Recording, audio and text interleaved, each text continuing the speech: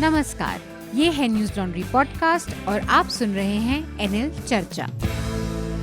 नमस्कार, मैं हूं अतुल चौरसिया। आपका खर्चा आपकी चर्चा, हफ्ता दर हफ्ता हम एक बार फिर से लेकर आए हैं न्यूज लॉन्ड्री का हिंदी पॉडकास्ट एनएल चर्चा में आज हमारे साथ जो मेहमान हैं, सबसे पहले मैं आप लोगों से उनका परिचय करवा दूं। स्टूडियो में मेरे साथ शार्दुल कात्यायन हैं। हेलो, स्वागत है शार्दुल। और इसके अलावा दो साथी हमसे जुड़ रहे हैं जूम के जरिए। आनंद वर्धन हमारे न्यूज लॉन्ड्री के स्तंभकार हैं। आनंद, आपका भी स्वागत चर्चा में। नमस्कार। इसके अलावा हमारे साथ जूम पर जुड़ रही हैं स्मिता शर्मा। स्मिता विदेश मामलों में, अंतर्राष्ट्रीय मसलों पर काफ़ी लिखती पढ़ती रही हैं। आप लोगों ने न्यूज़ लॉन्ड्री पर उन्हें बार बार सुना भी है, उनके टीवी शोज़ भी आपने देखे होंगे, आई एम श्योर। तो आज स्मिता भी हमारे साथ होंगी, और चूँकि अंतर्राष्ट्रीय राजनीति के नज़रिए से कई सारे डेवलपमेंट हैं इस हफ्ते, तो उनमें से हम कोशिश करेंगे कुछ एक पर बातचीत करने की। स्मिता उस पर अपना एक नज़रिया हमें दे पाएंगी। बहुत सारे घटनाक्रम हैं। मैं चाहूँगा कि जब शार्दुल उनकी जानकारी दें, सुर्खियों के बारे में बात करें, उससे पहले एक बहुत ही जो कहें कि ताज़ा तरीन एक घटना हुई है, जो ब्रिटेन की महारानी हैं, क्वीन एलिजाबेथ। उनकी मृत्यु हो गई 96 साल की उम्र में। तो मैं चाह रहा था कि चूँकि भारत का जो पूरा औपनिवेशिक दौर रहा है, जो अंग्रेज़ों के शासन का दौर रहा है, वो ब्रिटेन से बहुत करीब से जुड़ता है, और क्वीन एलिजाबेथ उसकी प्रतिनिधि रही हैं, चेहरा रही हैं। तो उनकी मौत को लेकर बहुत सारी तरह तरह के विचार हैं लोगों के, तरह तरह के उनका जो कार्यकाल रहा उस पर अपना उसका एक नज़रिया है। तो इस लिहाज से मैं चाह रहा था कि एक एक टिप्पणी जो हमारे सारे पार्टिसिपेंट हैं उनकी सबसे पहले इसमें शामिल कर लें। मोटा तौर पर देखा जाए तो उनका जो कार्यकाल है, इतना लंबा किसी राजशाही का, किसी राजा का या मोनार्क का कोई कार्यकाल नहीं रहा, जितना समय उन्होंने लगभग 7 दशक तक वो ब्रिटेन की महारानी बनी रही। और इस दौरान उन्होंने उनके टाइम में मतलब 15 के करीब प्रधानमंत्रियों को उन्होंने शपथ दिलाई। उसमें विंस्टन चर्चिल से बात शुरू होकर, और ताज़ा अभी जो लिज ट्रस नई प्रधानमंत्री बनी हैं, वहाँ तक का सफ़र है। तो ये एक्स्ट्रॉर्डनरी सफ़र है, बहुत लंबा उनका अपना जीवन काल रहा। लेकिन भारत के नज़रिए से अगर देखा जाए तो जहाँ पर एक ब्रिटिशर्स के लिए शायद वो बहुत गौरव का विषय होंगी, बहुत गरिमा का वो होगा।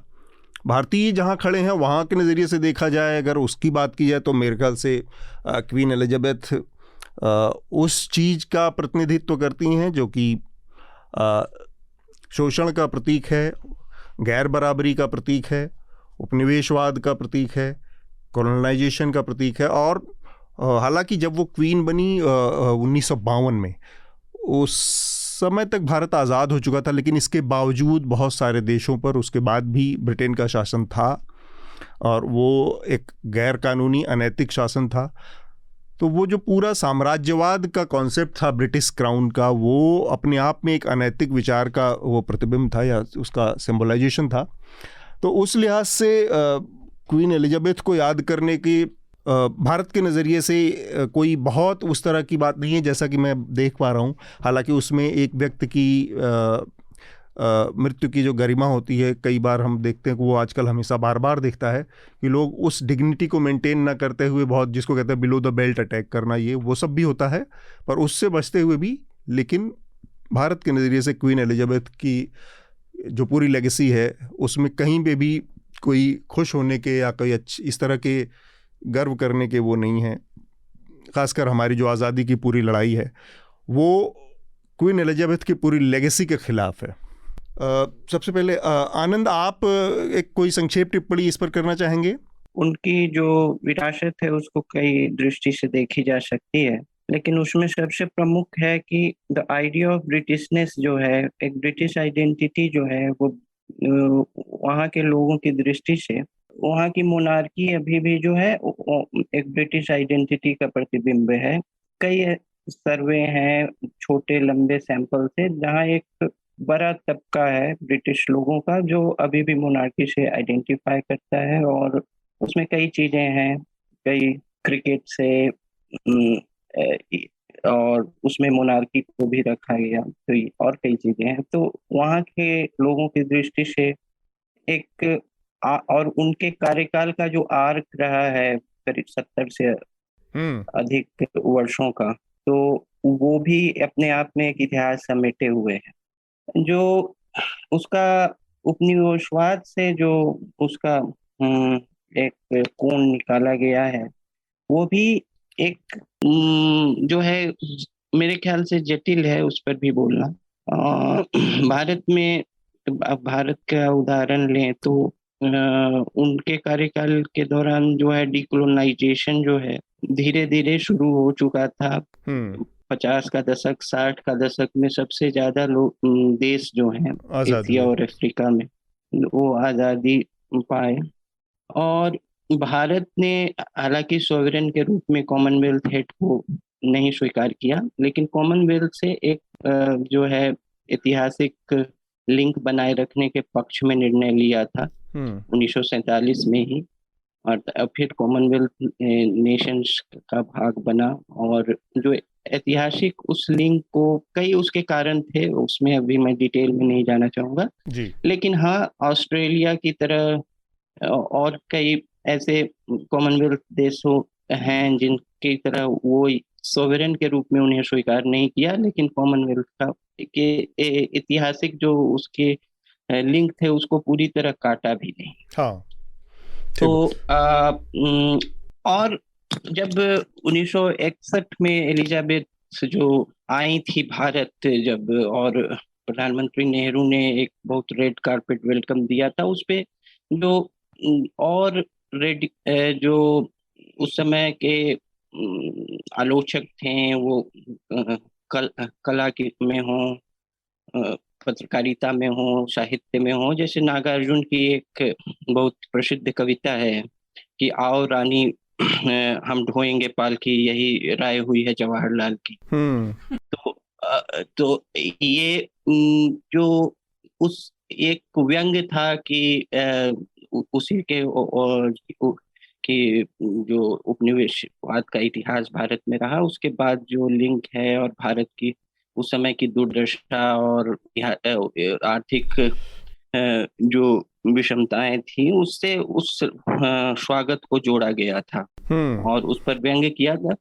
लेकिन इन सब के बावजूद मेरे ख्याल से एक जो बैंड ऑफ लॉयल्टी जो है और एक जो अनकोडिफाइड वैल्यूज जो हैं, जो जिसके कारण एक आप जो लोकतांत्रिक तर्क से जो है उस तरह के जो लॉयल्टी है, जो लोगों की एक मोनार्क, जैसे कि मार्क टली ने, जो कि कई मामलों में भारत में सेलिब्रेटेड जर्नलिस्ट हैं, बीबीसी के बहुत सम्मानित कॉरेस्पॉन्डेंट भारत में रहे। हाल ही में उनके देहांत से पहले जब बर्मिंघम में कॉमनवेल्थ खेल हो रहे थे जी, तो उन्होंने हिंदुस्तान टाइम्स में एक आर्टिकल में उन्होंने एक संक्षिप्त टिप्पणी की थी। उस हालांकि वो आर्टिकल दूसरे मामले पे था कि आई एम अ मोनार्किस्ट। हाँ। मतलब कि बाकी चीजों में उनके वो दूसरे दीर्घाओं में सेलिब्रेटेड हों, लेकिन उनकी मान्यता थी कि कंटिन्यूटी के लिए, ब्रिटिश आइडेंटिटी की कंटिन्यूटी, उसके सांस्कृतिक विरासत की, और कैसे ब्रिटेन अपने को देखता है, उसके लिए कंटिन्यूटी की एक स्टोइक प्रेजेंस, एक ऐसा कि जैसे सराउंडिंग में, ब्रिटिश सराउंडिंग में जो कि अपने को ऐसे घोल में लिया है कि वहाँ के एक पहचान का भाग बन गया है, उसको अलग करके वहाँ के लोग अपने को नहीं देख पाते हैं। तो उसको एक सम्मान की दृष्टि से मेरे ख्याल से वहाँ जो उनके प्रति सम्मान है, वहाँ जो एक कल्चरल एक्टिविज्म का जो कॉन्सेप्ट है कि वहाँ की दृष्टि से उसको देखिएगा तो वो फिर दूसरी तरह से दिखेगा। हाँ, ठीक बात। स्मिता जी अतुल, शुक्रिया आप सभी का और एक बार फिर से जुड़ने। Thank you for having me on news laundry चर्चा। देखिए, जहां तक क्वीन एलिजाबेथ का सवाल है, जाहिर सी बात है the overwhelming response has been one of mourning, one of grief, क्योंकि कोई साधारण बात नहीं है। मतलब सही मायनों में अगर देखें तो एक युग का अंत जरूर कह सकते हैं हमें। कि एक महिला जिन्होंने 25 साल की कम उम्र में उस ताज को पहना और 70 साल तक, क्वीन विक्टोरिया का जो उसके पहले का रिकॉर्ड था उसको भी तोड़ा। 7 दशकों में न केवल 15 ब्रिटिश प्रधानमंत्री बदले, 14 अमेरिकी राष्ट्रपति बदले। मतलब जो पूरी एक स्पेक्ट्रम ऑफ लीडर्स है, Winston Churchill in Britain to Barack Obama to Donald Trump in US to Liz Truss, जो 2 दिन पहले ही उनके मौत के जो है उनको भी उन्होंने ही जो है वापस से स्वेर इन करवाया था। और इस दौरान जितने दुनिया भर में टर्निंग पॉइंट्स थे उनकी वो विटनेस बनी। अब वो स्टीम इंजन के इन्वेंशन से लेकर आपके स्मार्टफोन के इन्वेंशन तक, टेलीफोन के इन्वेंशन तक, टीवी आने से लेकर कलर टेलीविजन आने तक, तमाम तरीके की चीजें जो दुनिया में आपकी बर्लिन वॉल का गिरने का इतिहास हो, ऐसे मोमेंटस ओकेजन्स को ऐसे बहुत ही कम लोग हैं जिन्होंने इस तरीके एक पोजीशन ऑफ अथॉरिटी और पावर से देखा और जाना। जैसे कि क्वीन एलिजाबेथ को उनको भाग्य में ये उनके किस्मत में ये लिखा हुआ था कि वो इतने साल जिएंगी और उन्होंने बखूबी जो इस तरीके से इस जिम्मेदारी को आगे बढ़ाया। लेकिन मिक्स्ड रेस्पॉन्स निश्चित रूप से है, क्योंकि अगर आप ब्रिटेन की साम्राज्यवाद की बात करते हैं, दुनिया में बहुत ही कम ऐसे देश हैं जिसके ब्रिटेन ने इन्वेड नहीं किया हो, अपनी कॉलोनी नहीं बनाया हो। मुश्किल से शायद 20 या 22 देशों की हम बात कर रहे हैं। और इसीलिए कई जगहों से जो ये एक एक्नॉलेजमेंट भी आ रही है कि इस बात को भूलना नहीं चाहिए कि क्वीन एलिजाबेथ ने कभी भी ब्रिटेन की तरफ से किए हुए जो क्रूएल्टीज हैं, जो क्रूरताएं हैं, उनको ना उन्होंने खुद से कभी एक्नॉलेज किया, ना कभी उसके लिए माफी मांगी।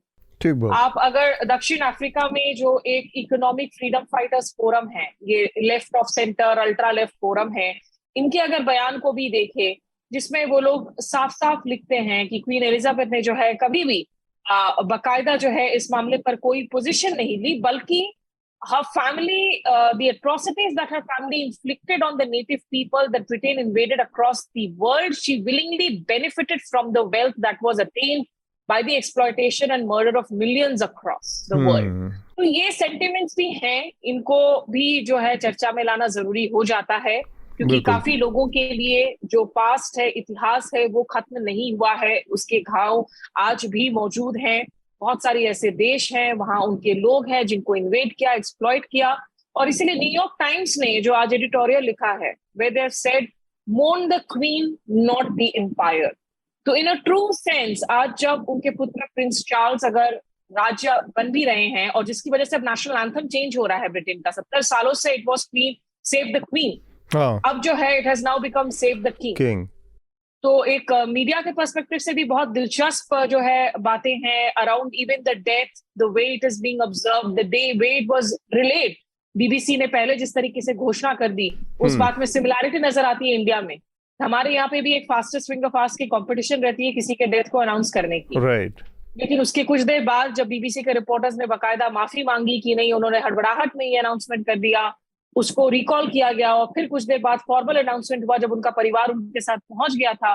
तो उनकी जो अपनी निजी जर्नी है, जो नेटफ्लिक्स पर डॉक्यूमेंट्री है पॉपुलर द क्राउन, उसमें डॉक्यूमेंट किया गया है काफी हद तक। उसमें काफी चैलेंजेस रही थी, उनकी अपनी पर्सनल रिलेशनशिप प्रिंस फिलिप के साथ जिनकी मौत हुई अप्रैल 2021 में कोविड की वजह से लेकर, आसान नहीं था, लेकिन बहुत सारी उनकी जो है अपनी खामियां भी रही, उनको हम we can't brush it under the carpet. लेकिन at the same time truly speaking मुझे लगता है कि राज ईरा की जो सबसे बड़ी एक सिंबल थी, जो चेहरा था, वो उस युग का जो है वो अंत हुआ है। ठीक बात। शार्दुल, तो ये एक ऐसा इंसान है जिसके मुझे मरने पे कोई दुख नहीं है, कोई शोक नहीं है, और ना ही उस परिवार से कोई सहानुभूति है। ये परिवार और ये राज दुनिया का ओरिजिनल दमन है। मतलब दमनकारी चेहरा भी नहीं, दमनकारी बिजनेस। मतलब बड़े बड़े कॉरपोरेट्स और देशों में अनेक करप्ट लोग हैं, अनेक अत्याचारी लोग हैं, लेकिन उन्होंने भी ब्रिटिश राज सत्ता को बिल्कुल बाहर कर दिया।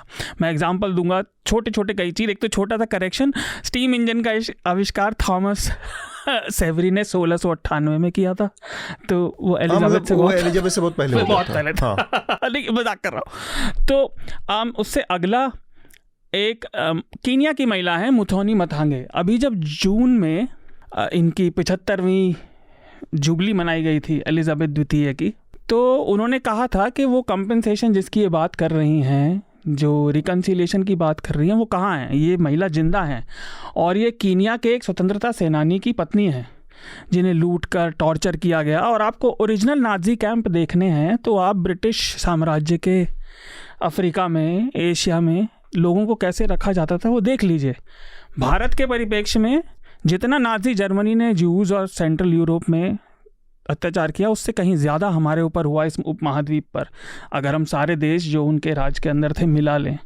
तो ब्रिटिश साम्राज्य की इतिहास वो ब्रिटेन में इसीलिए नहीं पढ़ाते हैं क्योंकि वो शर्मनाक है और इन्फॉर्मेशन के युग में उसका कोई, इस मोनार्की का कोई मतलब औचित्य नहीं है, कोई ज़रा सी भी इज्जत नहीं है, होनी भी नहीं चाहिए।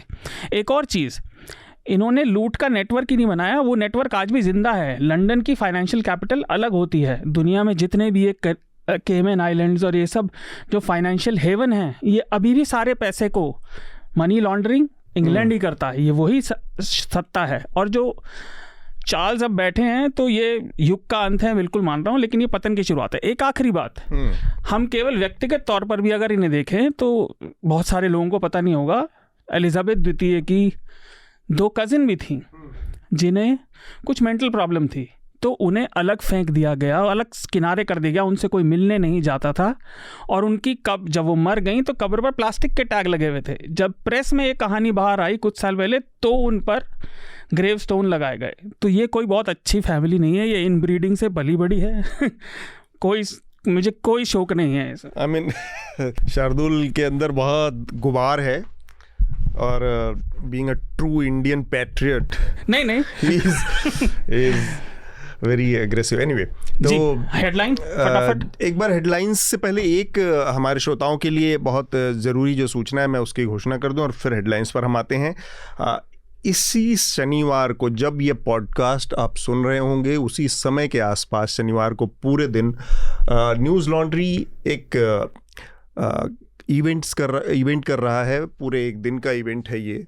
इंटरनेट फ्रीडम फाउंडेशन के साथ मिलकर ये कोलैबोरेशन में हो रहा है, जिसमें इंटरनेट फ्रीडम ऑफ स्पीच, इससे जुड़ी जो लॉ हैं, जो पॉलिसी मेकिंग है क्या हो सकती है, उन तमाम पहलुओं पर बात करने के लिए बड़े अच्छे अच्छे देश और दुनिया के अलग अलग हिस्सों के कुछ लोग शामिल होंगे। बातचीत होगी, उसमें एक्सपर्ट्स जो हैं वो अपनी ओपिनियन देंगे। ये कॉन्फ्रेंस शनिवार को है और ये सबके लिए खुला है। इंडिया इंटरनेशनल सेंटर में ये आयोजित हो रहा है, जो कि बस एक केवल इसमें कंडीशन है कि आपको रजिस्ट्रेशन पहले से कराना होगा और उसके बाद आप इस इवेंट में पार्टिसिपेट कर सकते हैं। इसके अलावा एक और सूचना हमारे दर्शकों के लिए, सब्सक्राइबर्स के लिए और उन श्रोताओं के लिए जो न्यूज़ लॉन्ड्री को देखते पढ़ते सुनते हैं, बैक इन टाइम के नाम से एक नया शो हमारा रिलीज़ हुआ है। इसमें आप वरिष्ठ जो डॉक्यूमेंट्री मेकर हैं आनंद वटवर्धन की बातचीत सुन सकते हैं कुणाल कामरा के साथ। ये पे वॉल के पीछे है हमारा कंटेंट, तो ये उनको अवेलेबल होगा जो कि हमारे सब्सक्राइबर्स हैं। तो अगर आप चाहते हैं कि आनंद वटवर्धन और कुणाल कामरा की बातचीत क्या है, बेसिकली ये हमारे समय का ये जो दौर है, इसमें कम्युनलिज्म है और तमाम इसके जो पहलू हैं उन पर बातचीत है बहुत विस्तार से। तो इसके लिए आपको सब्सक्राइब करना पड़ेगा न्यूज़ लॉन्ड्री को। जो सुर्खियां हैं शार्दुल, एक बार आप उनके बारे में अब आप हमारे श्रोताओं को अवगत कराएं, फिर हम चर्चा को आगे बढ़ाएंगे। जी, सुर्खियों से पहले इस इवेंट को रजिस्टर करने के लिए, इस इवेंट में रजिस्टर करने के लिए आपको लिंक हमारी चर्चा के नीचे भी मिल जाएगा। इस हफ्ते बहुत सारी सुर्खियां रहीं। पहला, और हम इस विषय पर बात भी करेंगे, राहुल गांधी ने कन्याकुमारी से कांग्रेस की भारत जोड़ो यात्रा आरंभ करी।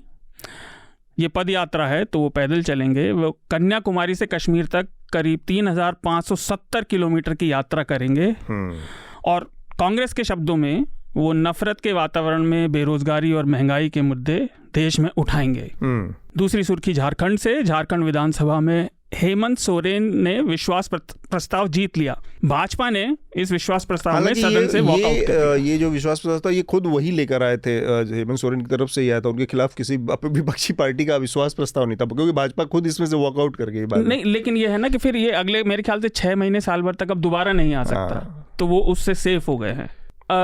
ये शायद उस पूरी जो चकल्लस चल रही थी विधायकों के खरीदने की, हाँ। इनके 2 कांग्रेस के विधायकों के पास जो बड़े पैमाने पर रकम मिली थी नगद बंगाल में इनके, उससे जुड़ा है, उसके एहतियातन ये सारी चीज़ें हो रही हैं। दिल्ली सरकार ने भी इस तरह से एक अविश्वास प्रस्ताव और हेमंत सोरेन के खिलाफ भी कुछ था कि उनका चुनाव रद्द करने का, सीट रद्द करने का, तो मेरे ख्याल से उससे बचाव के लिए किया गया है।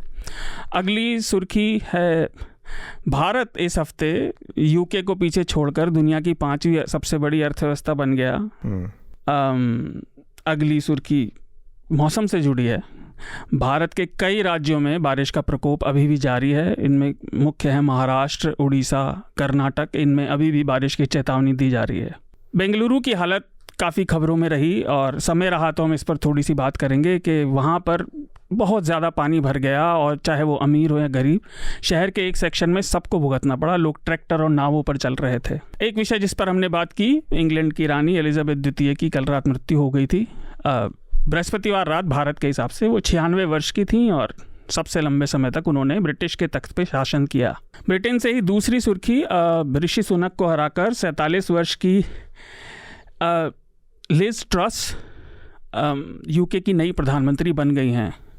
आज समय रहा तो हम इस पर भी थोड़ी सी बात करेंगे। बिल्कुल। गुरुवार शाम प्रधानमंत्री मोदी ने राजपथ का पुनर्नामांकन कर्तव्य पथ रूप में किया और वहाँ पर उन्होंने सुभाष चंद्र बोस की एक प्रतिमा का अनावरण भी किया। ये सेंट्रल विस्टा जो प्रोजेक्ट चल रहा है उसका पहला हिस्सा था। दूसरी सुर्खी क्रिकेट जगत से, भारत पाक मैच में अर्शदीप सिंह, भारत के क्रिकेटर हैं, उनसे एक कैच छूट गया था। उसके बाद पहले उनके विकिपीडिया पेज से छेड़छाड़ हुई, उनके जन्म स्थान को बदलकर खालिस्तान कर दिया गया और उन्हें खालिस्तानी दस्ते का एक सदस्य भी बताया गया। उसके बाद उन पर उनसे सोशल मीडिया पर बहुत ज़्यादा बदतमीजी और अपशब्द कहे गए और हमले हुए, मामला काफ़ी बड़ा। तो उसके बाद भारत सरकार ने विकिपीडिया से 24 घंटे में छेड़छाड़ करने वालों से जुड़ी जानकारी देने के लिए कहा। ये मामला सोशल मीडिया पर काफ़ी उछला 2 दिन। अगली सुर्खी भी भारत से ही जुड़ी है लेकिन बांग्लादेश भी इसमें है। बांग्लादेश की प्रधानमंत्री शेख हसीना 4 दिन की यात्रा पर भारत आई हैं और इस दौरान ऊर्जा और व्यापार से जुड़े मुद्दों पर द्विपक्षीय बातचीत और डील से जुड़ी बातचीत होने की संभावना है। बांग्लादेश से पानी का बंटवारा भी हमारा एक मुद्दा है और तीस्ता का बंटवारा जो जी है। तो तीस्ता नदी के मामले में बांग्लादेश पानी का बराबर बंटवारा चाहता है लेकिन पश्चिम बंगाल सरकार इसके खिलाफ है। अगली सुर्खी ह्यूमन डेवलपमेंट इंडेक्स की, 191 देशों की मानवीय विकास सूचकांक की सूची में भारत गिरकर 132वें स्थान पर आ गया 2021 में। इससे पिछले वर्ष 2020 में हम 131वें स्थान पर थे। भारत के जो पड़ोसी देश हैं श्रीलंका, चीन, बांग्लादेश और भूटान, वो इस सूची में हमसे आगे हैं। हमसे पीछे हैं केवल पाकिस्तान, नेपाल और म्यांमार। तो ये कोई अच्छी बात नहीं है। और स्विट्जरलैंड इस सूची के टॉप पर रहा और सबसे नीचे चैड और नाइजर रहे जो अफ्रीकी देश हैं। और आखिरी सुर्खी, पिछले हफ्ते हमने बात की थी पाकिस्तान से, वहाँ हालात अभी भी खराब हैं बारिश से, बाढ़ के। हाँ। पाकिस्तान का प्रशासन वहाँ की जो सबसे बड़ी झील है मंचर, उसको भरकर उमड़ने से रोकने की पूरी कोशिश कर रहा है। वो काफ़ी भर गई है। ठीक मैम, 2 सुर्खियां और हैं जिनको मैं जल्दी जोड़ देना चाह रहा हूँ। दोनों एक तरह के संवैधानिक क्लैरिटी की डिमांड करते हैं मुद्दे। ये आरक्षण से जुड़ा मसला है। उत्तर प्रदेश में 17 ओबीसी जातियों को एससी कैटेगरी में डालने का फैसला पिछली सरकार ने किया था उत्तर प्रदेश की, जिसे अब फिर से इलाहाबाद हाईकोर्ट ने रद्द कर दिया है। उसका कहना है कि इस तरह की कोई सूची बनाने का अधिकार सिर्फ और सिर्फ पार्लियामेंट को है। इसको लेकर अब उत्तर प्रदेश सरकार ने सुप्रीम कोर्ट में जाने की बात कही है और वहाँ पर इस पर फिर से पुनर्विचार करने की मांग की है, पर विचार कर रही है, सॉरी। और दूसरा इसी से जुड़ा मसला है जो कि आरक्षण का मुद्दा इस समय बहुत चर्चा में है। ईडब्ल्यूएस कैटेगरी को लेकर जब से ये कैटेगरी केंद्र सरकार ने पारित की थी, ये मेरे ख्याल से 2018 में 143वां अमेंडमेंट था ये, जिसके ज़रिए ईडब्ल्यूएस को शामिल किया गया था रिजर्वेशन के उसमें। तो शायद आनंद बता पाएंगे। इस पर सुप्रीम कोर्ट विचार करने के लिए तैयार हो गया है। उसका कहना है कि इसको फिर से इसका संवैधानिक औचित्य है या नहीं है, इस पर विचार किया जा सकता है। इस पर विचार करने के लिए उसने 3 मुद्दों को रेखांकित किया है और आगे इस पर कोर्ट में सुनवाई होगी। 103वां था, 103वां, सॉरी 43वां, 103वां, ठीक बात। तो हम अब चर्चा को अपनी शुरुआत में सबसे पहला जो विषय है वो ये कि कांग्रेस पार्टी ने एक भारत जोड़ो यात्रा शुरू की है, जिसमें राहुल गांधी कन्याकुमारी से लेकर कश्मीर तक की यात्रा करेंगे अगले 6 महीने तक। और इसमें जैसा कि शार्दुल ने बताया 3500 किलोमीटर से ज़्यादा की वो दूरी तय करेंगे। और इसके ज़रिए कांग्रेस पार्टी इस समय लगभग हर लिहाज से बड़ी बुरी स्थिति में है, बड़े बुरे दौर से गुजर रही है। पार्टी के नेता दूर जा रहे हैं, बड़े बड़े छोटे स्तर से लेकर बड़े स्तर तक। संगठन के स्तर पर देखा जाए तो कांग्रेस पार्टी की प्रेजेंस बहुत सारे राज्यों से लगभग ख़त्म हो चुकी है, बहुत सारे राज्यों में लगभग डामाडोल स्थिति में है। उत्तर प्रदेश के हालिया चुनाव के नतीजे देखें तो वहाँ 403 की विधानसभा में एक कांग्रेस का विधायक जीता। तो उस लिहाज से देखें तो इस यात्रा का बड़ा महत्व है। और इसके अलावा लीडरशिप की क्राइसिस बनी हुई, एक बड़ा कन्फ्यूज़न है टॉप लीडरशिप में। अध्यक्ष पद का जो चुनाव होना है वो एक बड़ा मसला बना हुआ है। पार्टी चुनाव लगातार हार रही है, कोई चुनाव जीत नहीं पा रही है। इन तमाम स्थितियों को, परिस्थितियों में, संकटों में ये यात्रा का विचार जो था आया था। वो इसकी घोषणा मेरे ख्याल से जब पिछला उदयपुर जो समिट हुई थी, इनकी चिंतन शिविर था, वहाँ पर सोनिया गांधी ने घोषणा की थी कि देश को एक करने की ज़रूरत है और देश को जोड़ने की ज़रूरत है।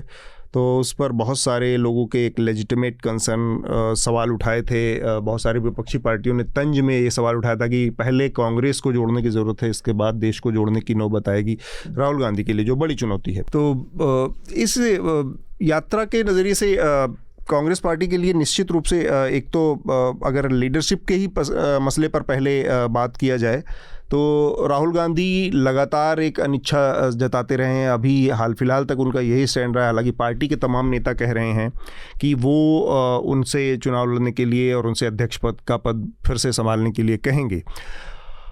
इसके बावजूद राहुल गांधी इस चीज़ के लिए तैयार नहीं हो रहे, लेकिन वो यात्रा कर रहे हैं, पार्टी को एकजुट करने की कोशिश कर रहे हैं। अगर एक चीज़ समझने की कोशिश की जाए कि आज की तारीख में आनंद और स्मिता कि कांग्रेस पार्टी का जो सबसे बड़ा जो संकट है इस समय, वो ये है कि ग्राउंड पर जो प्रेजेंस है उसकी, और ख़ासकर अगर भारतीय जनता पार्टी के मुकाबले में देखा जाए तो हम ये पाते हैं कि भारतीय जनता पार्टी और उसके जो मातृ संस्था है आरएसएस, और आरएसएस के जो तमाम आनुषंगिक संगठन हैं बहुत सारे, किसी भी आप ज़िले में, किसी भी आप गांव में, किसी भी आप कस्बे में चले जाएं तो कम से कम आपको संगठन की जो ज़मीनी स्तर पर जो मौजूदगी है, जो उपस्थिति है, उसकी नज़रिए से बात करें तो कम से कम 3 से 4-5 यूनिट संस्थाएं, संगठन और इकाइयां मिलेंगी। उसमें एक आरएसएस की स्थानीय इकाई होती है जो शाखाएं लगाती है, एक उसमें भारतीय जनता पार्टी की अपनी इकाई ज़िले की होती है भारतीय जनता, इसके अलावा भारतीय जनता युवा मोर्चा की अपनी अलग इकाई होती है, इसके अलावा विश्व हिंदू परिषद की इकाइयाँ होती हैं, इसके अलावा बजरंग दल का अपनी यूनिट्स होती हैं, इसके अलावा 2-4 हर जगह पे छोटे छोटे इस तरह के राष्ट्र बचाओ समिति, भारत जोड़ो अभियान, है ना, राष्ट्रवादी, इस तरह के 2-4 जो कि मेंटली एसोसिएटेड रहते हैं संगठन, एनजीओज जिनको आप कह सकते हैं, वो भी काम करते रहते हैं। लगभग हर जिले में आपको इस तरह की उपस्थिति मिलेगी। इसके मुकाबले अगर देखें तो जो कैडर बनाता है भारतीय जनता पार्टी के और 12 महीने एक्टिव रहता है, इसके मुकाबले अगर हम देखें तो कांग्रेस पार्टी की ज़ीरो प्रेजेंस है संगठनात्मक स्तर पर। पार्टी की जिला इकाइयों को छोड़ दे, और वो जिला इकाइयाँ वो हैं जिनमें बहुत पुराने ऐसे दौर के नेता और वो लोगों का कब्जा है कि नए लोगों के आने के रास्ते नहीं हैं।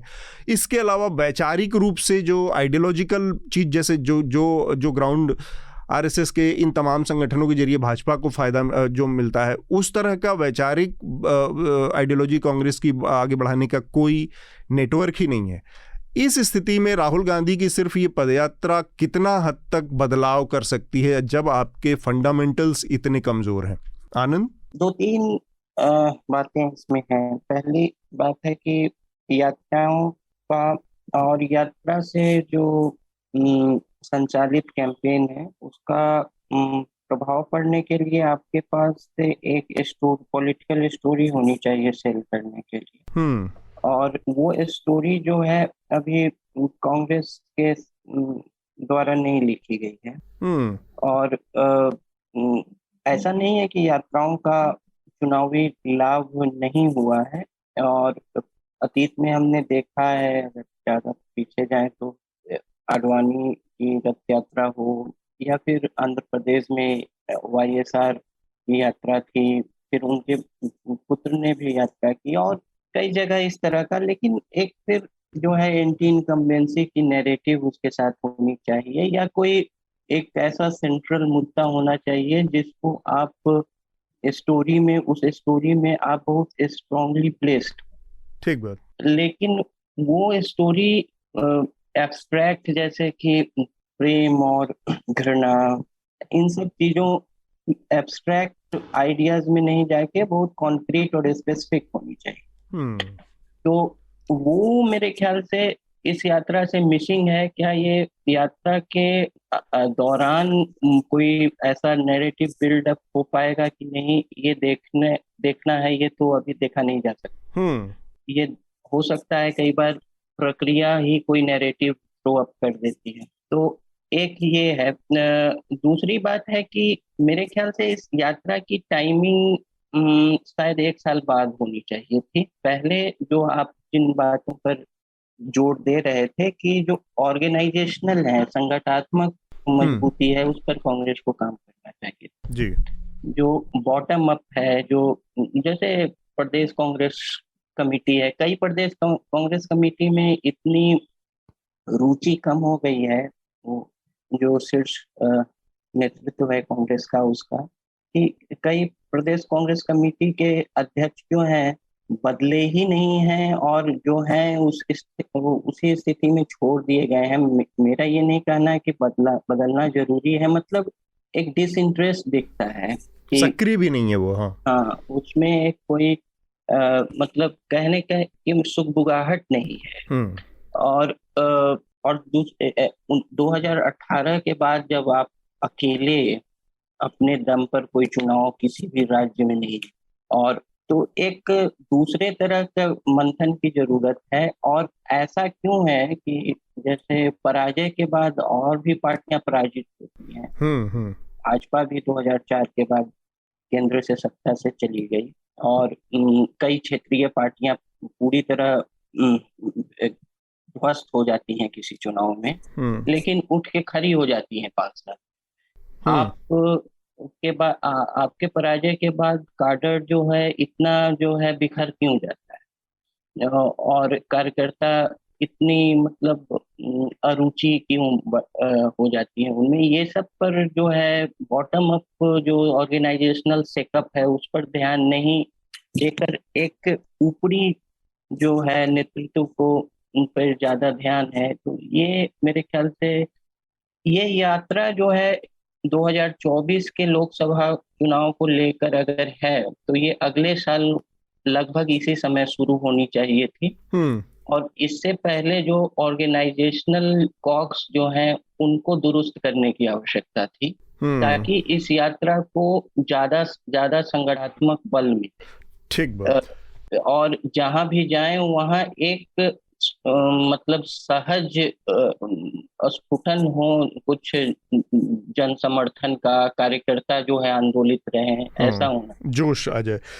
बिल्कुल। ये जो यात्राएं इस तरह की होती हैं पॉलिटिकल राजनीतिक दलों की या नेताओं की, ये इसका बहुत महत्व है, और इसका महत्व 2-3 लिहाज से बहुत महत्वपूर्ण हो जाता है। एक तो ये कि भाई कार्यकर्ताओं के अंदर जोश भरना बहुत ज़रूरी होता है, खासकर भारतीय कांग्रेस जैसी पार्टी जिस दौर से गुजर रही है, जिसने 2014 के बाद से चुनाव दर चुनाव हारे हैं, और जैसा कि अभी आनंद बता रहे हैं कि 2018 के बाद अपने दम पर कोई चुनाव नहीं जीता है।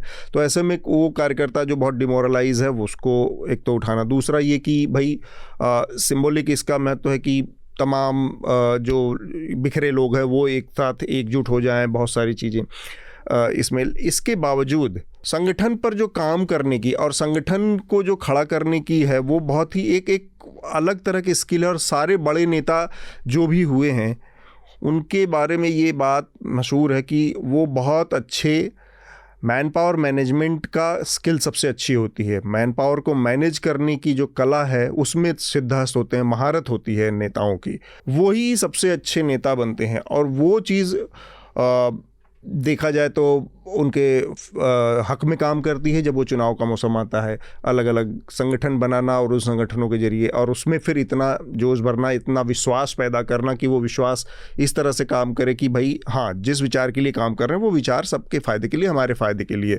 जो सही गलत अपनी जगह है, जैसे कि आरएसएस या भारतीय जनता पार्टी के इसमें लोगों को लगता है कि वो जो काम करे, जो कॉज है उसका, चाहे वो मंदिर बनाने का काम है, चाहे धारा 370 का काम है, चाहे वो एंटी मुस्लिम रेटोरिक्स भी चल रही है, लोगों को लगता है, कुछ लोग उसमें इन्फ्लुएंस हो के उसको सही मान के और अपनी तरफ से लगते हैं, तो वो जो फोर्स फिर मल्टीप्लायर हो जाता है, वो चीज़ मिसिंग है। स्मिता, कांग्रेस पार्टी के लिए सबसे ज़रूरी है कि वो भरोसा जो कैडर में या जो फिर इन्फ्लुएंस करता है और एक गैल्वनाइज इफेक्ट उसका होता है लार्जर, वो कर पाने में पूरी तरह से अभी जो लीडरशिप है कांग्रेस की असफल हो रही है। और मुझे लगता है इसीलिए जो है इन लोगों ने अभी आनंद जिस टाइमिंग का जिक्र कर रहे थे कि अगले साल होना चाहिए था, मुझे लगता है that could have been too late. ये कैलकुलेशन हो कि पहले जो है संगठन को एक तरीके से थोड़ी ऊर्जा भरने की कोशिश की जाए।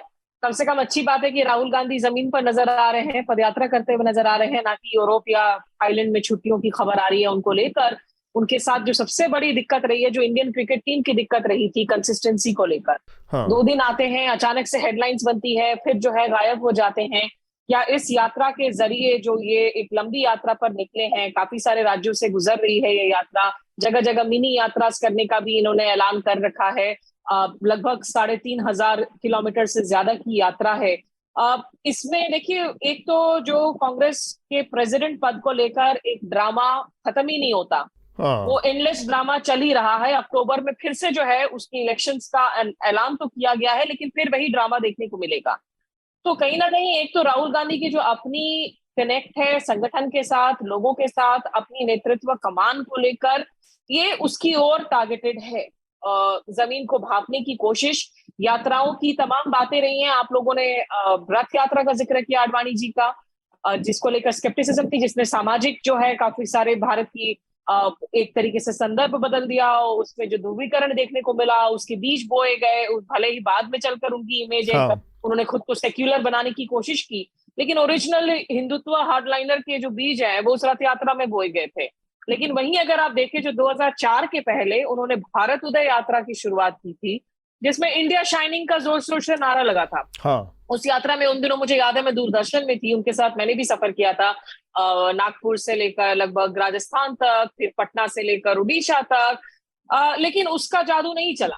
उसमें वो बात गवर्नेंस की कर रहे थे, वो बात आर्थिक विकास की कर रहे थे। तो कुछ यात्राएं ऐसी हैं जो लोगों के साथ कनेक्ट करती हैं, कुछ यात्राएं ऐसी हैं कि चाहे आप उसमें एक ब्लूप्रिंट पेश करें, वो कनेक्ट नहीं करती हैं।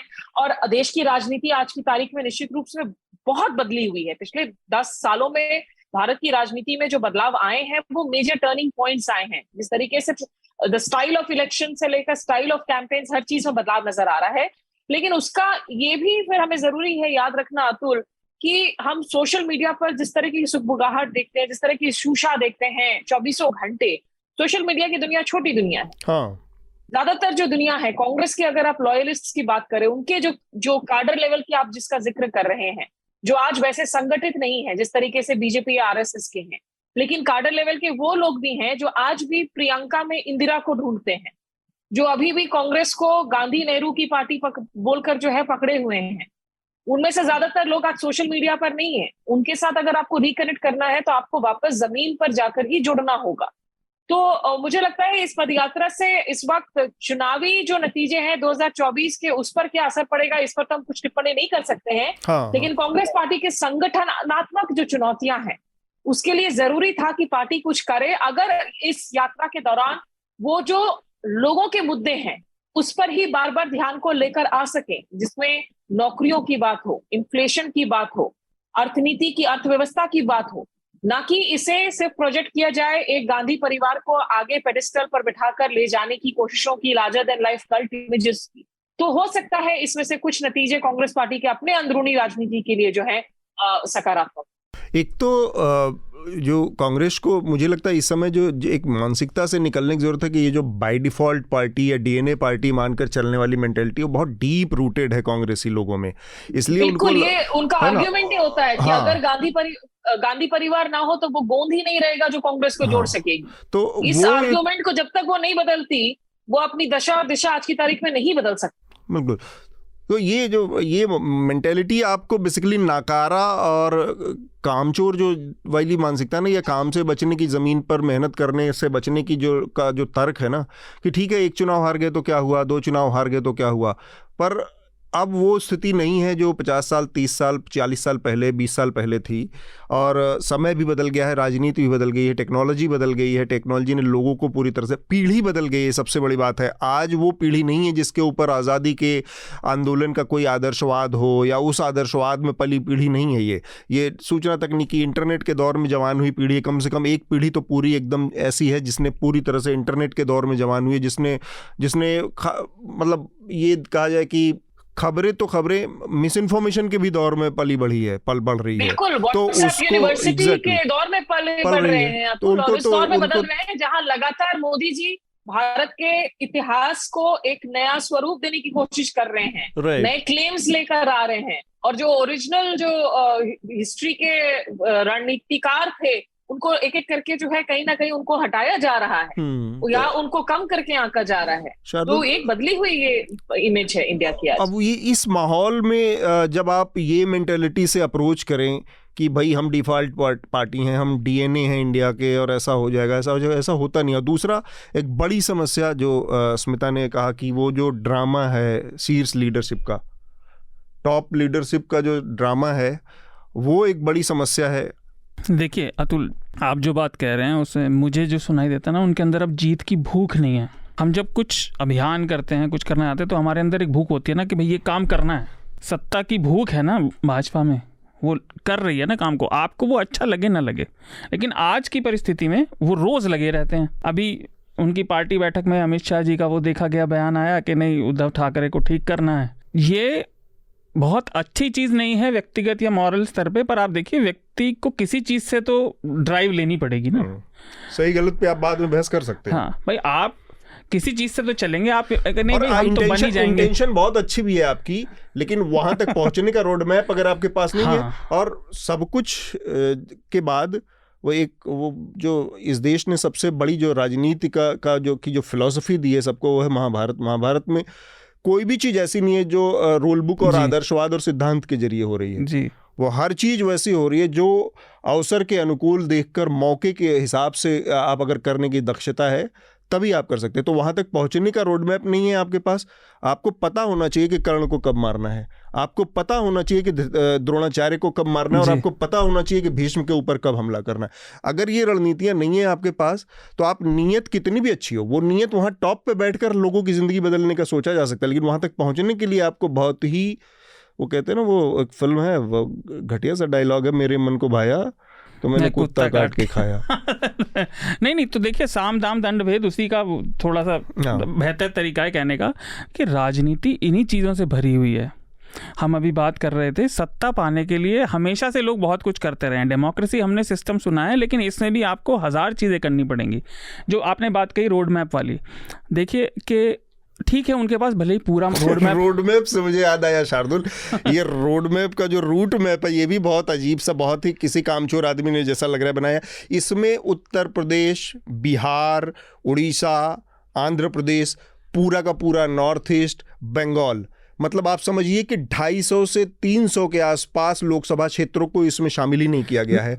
इस तरह का रूट मैप है इस यात्रा का। इस पे तो मैं बाद में आऊँगा, मैं तो पहले मेटाफोरिकल है ना, सांकेतिक रोड मैप की बात कर रहा था। आपके पास सारे हो भी नहीं तो भी आपको शुरुआत करनी पड़ेगी, क्योंकि पार्टी में आप तो शीर्ष पर हैं, लेकिन नीचे के लोग तो रोज़ लगे हुए हैं, उन्हें रोज़ का काम है।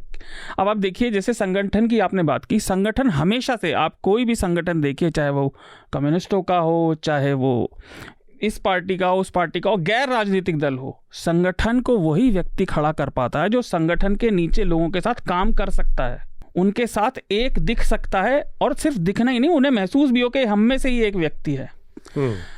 राहुल गांधी के राजनीतिक करियर की जब वो सत्ता में, मैं बार बार कहता हूँ, कई बार लोगों को अच्छा भी नहीं लगता, मुझे लोग कहते भी है कि तुम ज़्यादा ही कुछ बुराई करते हो। मैं बताता हूँ मैं क्यों करता हूँ। 2012 को अगर हम याद करें, मायावती जी मुख्यमंत्री थी जब वो हारी। 2012 को 10 साल हुए हैं। वो आज हम उन्हें कहीं ज़्यादा नीचे मानते हैं राहुल गांधी से। राहुल गांधी सत्ता में परोक्ष रूप से जब सरकार बनी थी पहली यूपीए की 2004 में फेसबुक नहीं था। फेसबुक एक्स गर्लफ्रेंड को फ्रेंड रिक्वेस्ट भेजने से अब डेमोक्रेसी पलटने लगा है देशों में, लेकिन राहुल गांधी पार्टी नहीं बदल पाए। बहुत लंबा समय बीत गया है। ये बात ठीक है, क्या किसी नेता को इतने चांसेस मिलते जितने उन्हें मिले हैं? नहीं मिले। ठीक है, अब वो फिर से उन्हें एक चांस मिला है, वो कर रहे हैं। और मैं मानता हूँ, ये बात मैं ज़रूर कहूँगा कि शायद पहली बार कांग्रेस ने अपनी पुरानी गलती से एक चीज़ सीखी है। आखिरी सबसे सफल पदयात्रा भारत में जगनमोहन रेड्डी की थी, जब कांग्रेस ने ही उन्हें सत्ता नहीं दी और उन्होंने आंध्र में पदयात्रा करी। पूरे आंध्र में वो पैदल चले। पदयात्रा का फ़ायदा एक ये होता है, जैसे हमने अडवाणी जी की और यात्राओं की बात करी, वो बस यात्रा, तीर्थ यात्रा। पद यात्रा में आपको ऐसे ऑप्शन ही मिलते हैं क्योंकि वो बहुत धीरे चलती है। आपका नहीं, और मासेस से इतना डायरेक्ट कनेक्ट और कोई किसी तरीके से नहीं हो सकता है इतने बड़े पैमाने पर। आपको अगर आप अच्छे से उसे कर रहे हैं तो आपके साथ लोग जुड़ेंगे, आपको वर्कर मिलते जाएंगे। क्योंकि कांग्रेस की प्रॉब्लम यह है कि उनके पास जिले में, हर जिले में वर्कर नहीं है, कैंडिडेट नहीं है। एक चीज़ और, लॉजिस्टिक्स की हम बात करते हैं, आप, मैं, स्मिता, आनंद, हम सभी मीडिया से जुड़े क्षेत्र में रहते हैं। मैं पोस्टर देख रहा था इस यात्रा का, उस पर फोटो थी, अगर मैं उसे थोड़ा सा कॉमिकल में कहूँ तो मम्मी, पापा, दीदी, मैं और जीजा जी, केवल यही 5 लोग थे। अब देखिए, किसी ने डिज़ाइन किया होगा, फिर किसी ने अप्रूव किया होगा, फिर किसी ने छपने भेजा होगा। आप ज़रा सोच के देखिए, हम जब इमेज अप्रूव करते हैं, ये किसने करी? क्या इससे अच्छा मैसेज जाएगा? रॉबर्ट वाड्रा तो कांग्रेस के कुछ भी नहीं है, तो फिर उनका फोटो कैसे आया? रॉबर्ट वाड्रा का फोटो नहीं था इस कैंपेन में? है, इस कैंपेन के पोस्टर पर 5 फोटो है। राजीव गांधी, सोनिया गांधी जी, प्रियंका गांधी वाड्रा, बीच में राहुल गांधी और दाहिने हाथ पर नीचे रॉबर्ट वाड्रा का फोटो। हो सकता है किसी एक पोस्टर में हो। वैसे इसका कैंपेन वाइज पोस्टर की तो मतलब मैं कहूँगा कि स्मार्टली डिज़ाइन किया गया है फिर भी। हाँ, तो लेकिन मैं ये कहूँगा कि थोड़ा सा अपने को मैसेजिंग को ना धारदार बनाना पड़ेगा कांग्रेस को। दूसरा वो बड़ी चीज़ है जो एक महत्वपूर्ण मुद्दा है कि आप जब इस तरह का कोई डिज़ाइन करते तो आपके पास देने के लिए, पेश करने के लिए तस्तरी में बहुत क्लियर कट कोई एक एजेंडा होना चाहिए ना, जो कह रहे कि जैसे आपको पता है कि आडवाणी की जो रथ यात्रा निकल के हम मंदिर बनाएंगे, अब मंदिर बनाने के लिए एक रथ यात्रा निकल रही है, तो इस तरह की कोई चीज़ मतलब केवल देश जोड़ो, ये बड़ा वो एब्स्ट्रैक्ट है। वो आनंद की बात बिल्कुल सही है। हाँ, तो ये चीज़ इस कैसे ट्रांसलेट होगी? ये अगर कांग्रेस का और राहुल गांधी का मेटामॉर्फोसिस, कायाकल्प भी करना चाह रहे हैं, तो इन्हें भले ही ये सार्वभौमिक ये मुद्दे लेकर चलते रहें, लेकिन इन्हें व्यक्ति से जुड़ाव करना है। पदयात्रा उसके लिए अच्छी चीज़ है, लेकिन सवाल वही है कि क्या वो ठीक से इम्प्लीमेंट होगी? क्योंकि जो आपने बात कही और जो यहाँ पे रूट मैप था उसका, करीब 1/3 सीटों पर लोकसभा की कांग्रेस और भाजपा आमने सामने टक्कर में रहते हैं। अभी हमने देखा यात्रा का रूट मैप, और आप उस पर बात भी करेंगे। अभी गुजरात से होकर भी नहीं जा रही इस साल गुजरात के चुनाव में, तो देखते हैं क्या होता है। ठीक बात। इसका अगला जो है वो जो अध्यक्ष पद के चुनाव होने हैं इसी अक्टूबर में, क्या मतलब इस पूरी यात्रा और अध्यक्ष पद का चुनाव, इन चीज़ों को लेकर ऐसा लग रहा है कि एक तरह का डाइवर्जन के तौर पर भी इस्तेमाल हो रहा है इन चीज़ों का, आनंद? और दूसरा जो रूट का मैंने मसला उठाया कि आपके अगर जो एक गुजरात भी है जहाँ पे अब चुनाव होने हैं और वहाँ से आपकी यात्रा नहीं गुजर रही है इसी साल, अब अगले 3-4 महीने में जहाँ चुनाव होने वहाँ से यात्रा नहीं गुजर रही है, तो ये भी मतलब बताता है ना कि आप ये जो आप तय कर रहे हैं रूट और भारत जोड़ने के लिए, इसमें इतने सारे महत्वपूर्ण राज्यों को छोड़कर फिर ऐसा लगता है कि ये भी एक तरह से आधे अधूरे मन से की गई एक्सरसाइज है, जिसमें दिखाने के लिए या सिंबलाइज या फोटो ऑप के मौके ज़्यादा हैं, सीरियस बदलाव की नीयत कम है। आनंद?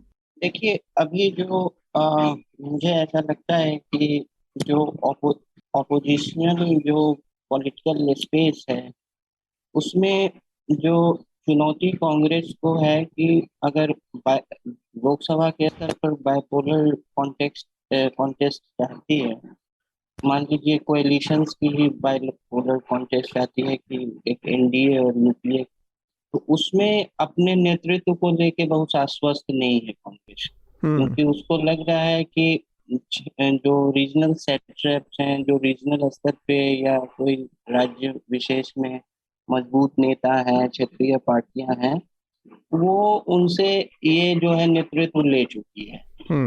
और ये एक फिर से वो जो है नेतृत्व ऑपोजिशनल स्पेस में जो है मूल पार्टी जो है राष्ट्रीय स्तर की अभी भी कांग्रेस ही है।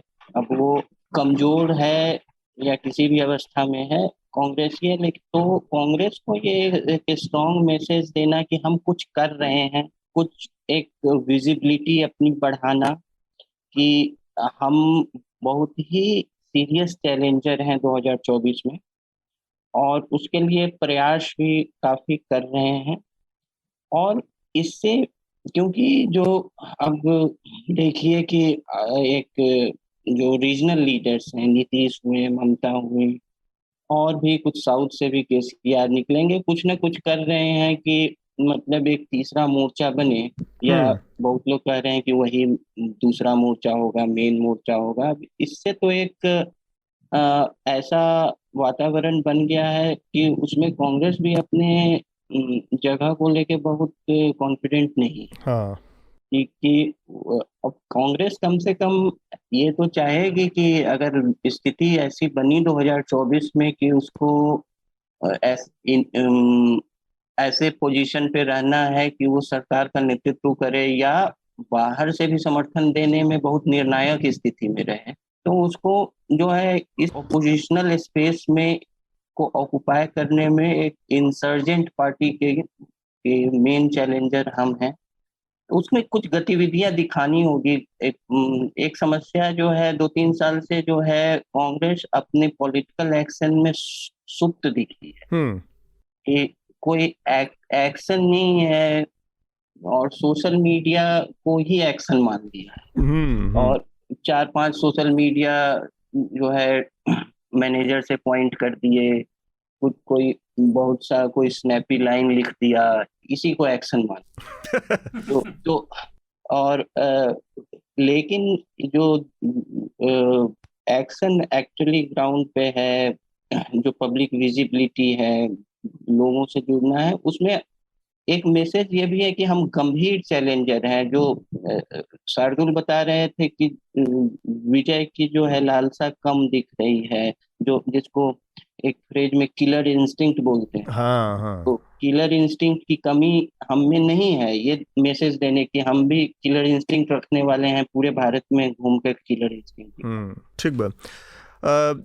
एक और महत्वपूर्ण सवाल, और जो कि बड़ा एक संकेत है, राहुल गांधी के शुरुआती जो उनका संबोधन था यात्रा की शुरुआत में, स्मिता अगर आपने भी देखा और शार्दुल आपने भी ध्यान दिया होगा, पहली बार राहुल गांधी ने कहा ये बात कि सारे विपक्षी दलों को एक होने का मौका है ये, वरना एजेंसीज लगा के आपके पीछे और सबको जिस तरह से ध्वस्त करने की कोशिश की जा रही है इस देश में, लोकतंत्र नहीं बचेगा, तो ये मौका है कि चुनाव से पहले सारे। तो एक तरह से राहुल गांधी एक प्रयास तो इस यात्रा के जरिए है कि वो एक इस पूरा कोई भी जो बनने वाला अलायंस होगा उसका महत्वपूर्ण हिस्सा कांग्रेस पार्टी को बनाए रखना चाहते हैं, जिसके लिए बहुत सारे क्षेत्रीय दल तैयार नहीं है। साथ में उन्होंने ये भी सिग्नल दिया कि एक लार्जर अलायंस के लिए वो तैयार हैं और सारे लोगों को साथ में लेने के लिए। और उस ठीक यात्रा से पहले नीतीश कुमार से जो उनकी बातचीत हुई, मुलाकात हुई और फिर फोटो आया, उसके नज़रिए से देखें तो ये कांग्रेस की राजनीति में एक बड़ा बदलाव है कि अब वो उस तरह से नहीं सोच रही है जिसमें कि कोई एक ऐसा अम्ब्रेला ऑर्गेनाइजेशन यूपीए का होगा जिसमें कांग्रेस ही सब कुछ होगी। राहुल गांधी और कांग्रेस वो स्पेस थोड़ा थोड़ा छोड़ भी रहे हैं, बाकी लोगों के लिए भी वो स्पेस साझा करने को तैयार हैं। ये ऐसा आप लोगों को लगता है स्मिता, शार्दुल? भैया ऐसा अगर हो रहा है तो कम से कम ये थोड़ी सी प्रैक्टिकल अप्रोच होगी फिर, क्योंकि इसमें तो कोई शक नहीं है, क्योंकि उनकी जो अपनी हालत है आज की तारीख में 2024 के अंदर ऐसे अभी कोई भी इतने राज्य नहीं है जहां पर जो है वो बिल्कुल बहुत हाई नंबर्स के साथ उनकी कोई जीतने की उम्मीद है। और जो जिन जगहों पर उनकी सरकारें हैं वहां लगातार जो है कोशिशें जारी हैं कि वहां पर भी कमल का फूल या तो खिलाया जाए या कोई जोड़ तोड़ जो है की जाए, ऑपरेशन कर दिया जाए। खाने भी जो है उनकी अपनी दिक्कतें तो हैं ही, कभी वो अशोक गहलोत बना सचिन पायलट बन जाता है, मतलब एक भूपेश बघेल ही जो है वो थोड़े से ठीक नजर आते हैं, इन कंट्रोल नजर आते हैं। तो इनकी स्थिति तो ऐसी है नहीं कि ऑब्वियसली, और जो एक एरोगेंस का इन पर हमेशा से आरोप लगा है, अगर आप तृणमूल कांग्रेस के बयानों को देखें या काफी सारे ऐसी पार्टियां हैं जो बार बार कहती रही कि कांग्रेस को ऐसा क्यों लगता है कि वो आकर किसी को टर्म्स डिक्टेट कर सकती हैं। ये तो देखिए किसी भी एक लार्जर विपक्षी मोर्चा के लिए एक अगली तरह की चुनौती ही है, लगातार जो कंटिन्यूड है, कि कैसे अपने अपने ईगोस को अलग रखकर ये क्षेत्रीय पार्टियां एक साथ आती हैं, क्योंकि किसी भी पार्टी के पास में इस तरह के आंकड़े नहीं है। और कांग्रेस के इस आरोप में भी दम है कि आम आदमी पार्टी अपने ऊपर हो रहे रेड्स को लेकर तो बहुत ज्यादा शोर शराबा करती है, लेकिन आप आम आदमी पार्टी को नहीं देखेंगे किसी और राजनीतिक दल के सपोर्ट में आकर बयान देते हुए, तो दूसरी पार्टियां फिर भी करती हैं। कहीं और आईटी रेड हो जाए, ईटी रेड हो जाए, तो उनकी तरफ से सिर्फ और सिर्फ जो है सन्नाटा ही जो है उनकी स्ट्रैटेजी है। तो ये निश्चित रूप से किसी भी मोर्चे को साथ लाने के लिए देखिए कांग्रेस की भूमिका जरूरी है, इस बात को बार बार कहा जाता रहा है। थोड़ी इसमें है औचित्य कि ठीक है, क्योंकि एक ग्रैंड ओल्ड पार्टी का अभी भी जो है उनका एक परसेप्शन है, लेकिन वो एक साथ एज अ इंटरलोक्यूटर लेकर आ सकती हैं। वो ये ना सोचे कि वो बतौर लीडर ही लेकर आएंगी, वो बिल्कुल किंग मेकर बनकर आएंगी। और वो जो चाहेंगी, वो एक विपक्षी मोर्चा जब साथ आता है तो वो उनकी बातों को माना जाएगा। तो ये एक निश्चित रूप से जो है इसको टटोल रही है पार्टी अंदर खाने। उनके जितने भी अभी जो नेता जा रहे हैं उसको लेकर भले ही क्रिटिक्स कह ले कि चलो ठीक है, ये सारे नेता गुलाम नबी आजाद हो, आपके कपिल, मतलब तमाम ऐसे नेता जो मंत्री पदों में रह चुके हैं, जिन्होंने लंबे लंबे टर्म्स गुजारे हैं लोकसभा राज्यसभा में, पार्टी का एक तरीके से मलाई काटा है उन्होंने। और उसके बाद जब वो इतने बिटरनेस की बात करते हैं और कोटरी की बात करते हैं, यही वो नेता थे जो दरअसल अभी तक कोटरी बने हुए थे। तो उसको लेकर आर्ग्यूमेंट्स की जा सकती है, लेकिन जो पार्टी की अंदरूनी संकट है, क्राइसिस है, इसको लेकर तो कोई दो राय ही नहीं है कि ये एक एग्जिस्टेंशियल आइडेंटिटी क्राइसिस है आज की तारीख में कांग्रेस। ये बिल्कुल ठीक बात है। एक चीज हमने पिछले हफ्ते भी बात की थी भाई कि चाहे जितने भी अक्षम कहें या कहें कि बहुत लिमिटेड अपील हो, जैसे गुलाम नबी आज़ाद जैसे नेताओं की जो हमेशा ड्राइंग रूम पॉलिटिक्स जिन्होंने की है, राज्यसभा के जरिए गए, पार्टी की उस पर भी, लेकिन फिर भी एक आदमी अगर आपसे दूर जा रहा है तो आपकी स्ट्रेंथ कम हो रही है, क्योंकि एक एक आदमी से जुड़ के पार्टी बनती है, चाहे उसकी मास अपील ज़ीरो हो, चाहे ज़्यादा हो, कम हो, बेसी हो, लेकिन हर आदमी को जोड़े रखना आपकी सफलता और असफलता का अंतर पैदा करता है। शार्दुल, देखिए आपकी बात बिल्कुल ठीक है, पर अभी हम जब बात कर रहे थे तो मेरी नज़र में आया कि ये पूरी यात्रा एक दो अपवाद हैं, कन्याकुमारी जहाँ से शुरू हुई यात्रा और बीच में बुलंदशहर है, नहीं तो ये पूरी यात्रा केरल, कर्नाटक, फिर उसके बाद छत्तीसगढ़, मध्य प्रदेश, राजस्थान, थोड़ा सा महाराष्ट्र, दिल्ली, बुलंदशहर, हिमाचल और जम्मू कश्मीर, जहाँ जहाँ कांग्रेस की थोड़ी सी प्रेजेंस है वहीं से होकर गुजर रही है। तो मैंने ये बात इसलिए कही क्योंकि एक चीज़ मुझे अच्छी लगी कि कम से कम जितनी बड़ी इनकी परेशानी है उसके लिए इन्होंने शायद सही समय से शुरुआत की है। इनके पास पर्याप्त समय रहना चाहिए। हाँ, है क्या कांग्रेस की अब जो मनस्थिति है, जो इनका एटीट्यूड है, वो अभी भी जैसा स्मिता ने कहा जीओपी वाला है, लेकिन अब ये बचे नहीं हैं। वो इन्हें जो युद्ध नीति होती है, जो थोड़ा कमज़ोर प्रतिद्वंदी होता है उसको चपल होना पड़ता है अपनी नीति में, उसको अडेप्ट करना पड़ता है अपने कहीं ज़्यादा स्थूल और बड़े प्रतिद्वंदी के हिसाब से, टैक्टिक्स आपको बदलने पड़ते हैं। कांग्रेस को यही करना पड़ेगा। जो आपने लोगों की बात कही, इन्हें नए लोग जोड़ने पड़ेंगे, क्योंकि देखिए चीज़ें कभी दोबारा एक साथ नहीं होती, nothing is new under the sun. चीज़ें हमेशा कुछ नई शेप ढाल ज़रूर लेंगी, तो जैसे पहले हुआ था वैसा अब होगा ये तो हो ही नहीं सकता। अब राजनीतिक इतिहास क्या रहा है, हो सकता है कि इनके चुनावी क्या कहते हैं किस्मत बदल जाए, लेकिन अगर नहीं बदले तो इन्हें बैकअप रखना पड़ेगा। इन्हें अपनी पार्टी में कुछ अच्छे नेता लेने पड़ेंगे बिना इस डर के कि वो इन्हें ओवरशैडो करें। उसके बिना कांग्रेस नहीं चल पाएगी उस तरह से जिस तरह से इस देश को ज़रूरत है एक विपक्षी पार्टी की। ठीक बात। पिछले हफ्ते की चर्चा में भी हमने बात की थी पाकिस्तान में बाढ़ की। इस हफ्ते बेंगलोर में पूरा डूबा रहा बेंगलोर सिटी, और इसके अलावा एक और बड़ी जो घटना हुई है, घटना क्या एक डेवलपमेंट है, जो कि बांग्लादेश की प्रधानमंत्री शेख हसीना भारत के दौरे पर रही, और मैं इस पर ख़ासकर स्मिता से थोड़ा सा जानना चाह रहा था इसके तमाम कुछ पहलुओं के बारे में। एक चीज़ हम देखते हैं स्मिता की पिछले कुछ समय में जो पड़ोसी देशों के साथ भारत के रिश्ते हैं, पाकिस्तान के साथ तो खैर एक ऐतिहासिक प्रॉब्लम रही है, बनते बिगड़ते रहे। श्रीलंका के साथ भी उतने अच्छे रिश्ते नहीं रहे, नेपाल के साथ भी उतने अच्छे रिश्ते नहीं रहे, लेकिन बांग्लादेश के साथ रिश्ते बहुत अच्छे हैं। मतलब कम से कम ऊपर से तो ऐसा दिखता है कि रिश्तों में एक गर्माहट है, एक दूसरे की चीज़ों को समझने की और उनको सहयोग करने की, निपटने की, एक दूसरे के इसमें काफ़ी तत्परता भी दिखती है, कोशिश भी दिखती है। नेताओं के बीच के आपसी रिश्ते बहुत अच्छे नज़र आते हैं। तो एक तो ये कि बाकी देशों के साथ जो पड़ोसी देश हैं, सार्क आज की तारीख में पूरी तरह से इर्रेलेवेंट हो चुका है, ख़त्म हो चुका है, केवल बांग्लादेश। तो एक तो मैं जानना चाह रहा हूँ कि वो क्या चीज़ है जो बांग्लादेश से इतने अच्छे रिश्तों का बायस है, उसकी वजह बनता है। और दूसरा ये कि जो ये यात्रा हुई है उसमें महत्वपूर्ण क्या चीज़, एक तो जैसा पानी के को लेकर तीस्ता के वाटर शेयरिंग को लेकर एक मसला है, जिसमें पश्चिम बंगाल जो हमारा राज्य है वो बार बार अपने हिस्से की बात करता है और बांग्लादेश बराबरी की, बंटवारे की बात करता है। तो एक वो है। इसके अलावा बिजनेस के उसमें खासकर बार बार ये बात कही जाती है, टेक्सटाइल इंडस्ट्री के बारे में ये बात कही जाती है कि बांग्लादेश ने बहुत तरक्की की है, पर कैपिटा इनकम उसका भारत से ज़्यादा होना के मुकाबले बढ़ने वाला है। ये कहा जाता है बार बार कि वहाँ पर जो इंडस्ट्री है, टेक्सटाइल इंडस्ट्री पूरी दुनिया की सबसे विकसित इंडस्ट्री बनती जा रही। तो ये जो अप्रोच है बिजनेस का, जो वो है बदलाव है बांग्लादेश में, इन सब चीज़ों के नज़रिए से आप थोड़ा सा हमें भारत और बांग्लादेश के रिश्तों को अगर समझा पाएँ। देखिए, जो आपका पहला हिस्सा है सवाल का कि क्या मुख्य वजह रही है, एक बड़ी वजह रही है कि ये रिश्तों में जो सुधार या स्थायित्व देखने को मिल रहा है पिछले कुछ सालों में, पर्सनालिटी ड्रिवन जरूर है, क्योंकि शेख हसीना भारत के लिए बेस्ट बेट रही हैं बांग्लादेश में। हाँ। उनके अपने जो निजी ताल्लुक रहे हैं, शेख मुजीबुर रहमान उनके पिता जो बांग्लादेश के फाउंडिंग फादर थे, उनकी असैसिनेशन के बाद शेख हसीना, जिसका जिक्र भी कर रही थी, अभी भी लगातार भारत और बांग्लादेश के रिश्तों के जो 50 साल कूटनीतिक रिश्तों के पूरे हुए 1971 वॉर में, लिबरेशन वॉर में जो भारत की भूमिका रही इंदिरा गांधी के अंडर में, ये कोई हिडन सीक्रेट्स नहीं है। और शेख हसीना भी जो है बार बार इसीलिए गांधी परिवार के साथ वो जाकर मिलती भी हैं, जब वो दिल्ली आती हैं, उनके साथ भी उनके खास ताल्लुक रहे हैं हमेशा से।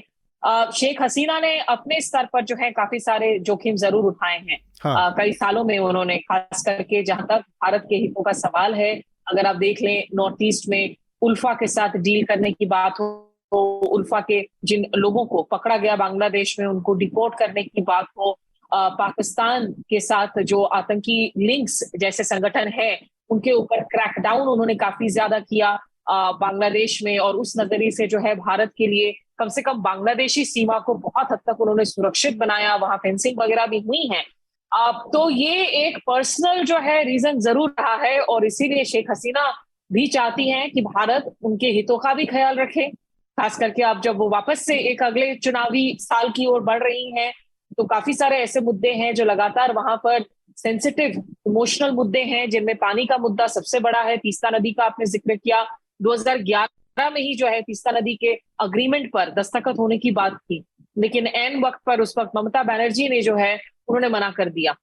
और एक तरीके से तब से लेकर आज तक जो केंद्र और राज्य के बीच में रिश्तों में जो मुसीबतें रही हैं ममता बनर्जी की, उस वक्त मनमोहन सिंह सरकार और बाद में जो है नरेंद्र मोदी के साथ में, इसकी वजह से तीस्ता का जाल फंसा हुआ है। हालांकि ममता और शेख हसीना के बीच में जो आपसी रिश्ते हैं वो बहुत ज्यादा सराहनीय हैं, वो एक दूसरे को बिल्कुल सिस्टर्स की तरह मानती हैं। ममता बनर्जी 2 बार बांग्लादेश जा चुकी हैं, लेकिन बात आगे नहीं बढ़ रही है। बावजूद इसके मैं कहूंगी कि इस बार का जो उनका दौरा रहा, जिसमें जो एक दूसरी नदी पर, कुशियारा नदी पर एक अग्रीमेंट समझौता हुआ है, वो एक अहम है, क्योंकि खास करके जो दक्षिण असम और बांग्लादेश के सिलहट के बीच में जो लोग हैं उनको फायदा मिलेगा।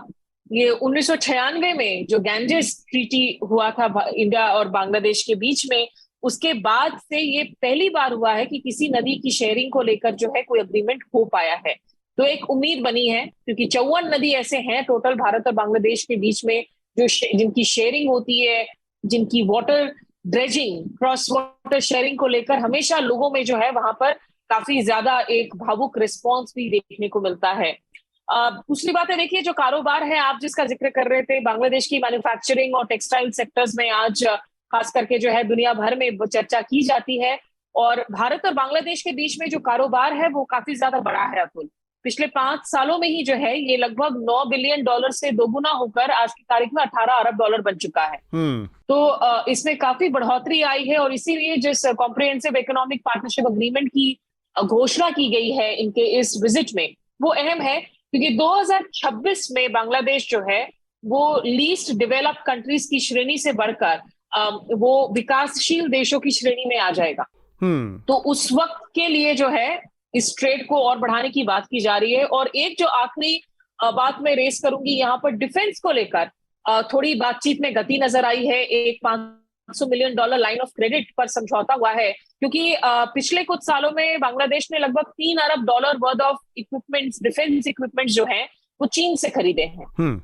तो और अभी हाल फिलहाल की बात है कि उनके कुछ टैंक्स, उनके कुछ वेपन्स को बांग्लादेश ने रिजेक्ट किया था क्वालिटी के आधार पर। तो एक तरफ जहां लगातार ये शक जताया जा रहा है, संदेह जताया जा रहा है कि कहीं जो श्रीलंका में जिस तरह की आर्थिक संकट देखने को मिला, या पाकिस्तान में जो अर्थव्यवस्था डगमगाई हुई है लोन्स की वजह से, बांग्लादेश के जो लोन्स है वो सिर्फ चीन से ही नहीं है, वो जापान जैसे देशों से भी हैं, या उसकी वजह से कहीं बांग्लादेश की जो आर्थिक फाउंडेशन है वो डगमगा तो नहीं रही है। क्योंकि अगर बांग्लादेश के अंदर अव्यवस्था होती है, इंस्टेबिलिटी होती है, तो सबसे ज्यादा इसका फिर जो दिक्कत है, खमियाजा है, वो भारत को भुगतना पड़ेगा।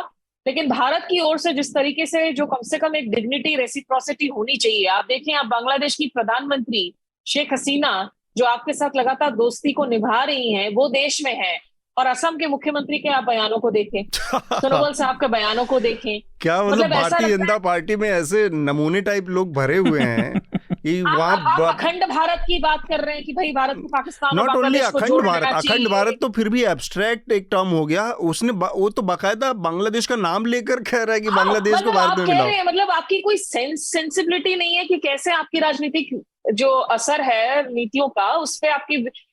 और वहां एक बड़ा तबका है बांग्लादेश के अंदर जो बीएनपी के रूल में हमेशा से बहुत ज्यादा जो है वो एक्टिव था, जहां जो आज अल्पसंख्यकों पर हमलों के मामले होते हैं। पिछले दुर्गा पूजा में, अभी दुर्गा पूजा आने वाले हैं, दुर्गा पूजा में वहां पर मामले हुए थे जहां काफी सारे पूजा पंडालों को जलाया गया था। हाँ, उन सब चीजों को डील कर रही है लगातार शेख हसीना, और वहां की सरकारें जब अल्पसंख्यकों पर हमले होते हैं तो आकर उनकी निंदा करती है, कंपेयर टू आवर गवर्नमेंट जहां पर एक साइलेंस फ्रॉम द टॉप होता है, एक टैसिट एनेबलिंग होता है, या एक एक्टिव लेजिटिमाइजेशन होता है जब अल्पसंख्यकों पर हमले होते हैं। यहाँ पर इवन जो हमारी मशीनरी है, मशीनरी का रोल बहुत संदिग्ध रहता है, जो कि लॉ एंड ऑर्डर मशीनरी है, वो उसका पार्शियल बहुत रवैया भी नजर आता है। और ऊपर से जो है डॉग विसल कर रहे हैं, वहां कम से कम अटैक्स हो रहे हैं, वहां तो बल्कि शेख हसीना पर जो है आरोप लगाए जा रहे हैं कि आप जो है खुद अपने लोगों की ओर तानाशाह रवैया आप अपना रही हैं, आप ऑटोक्रेटिक हो गई हैं।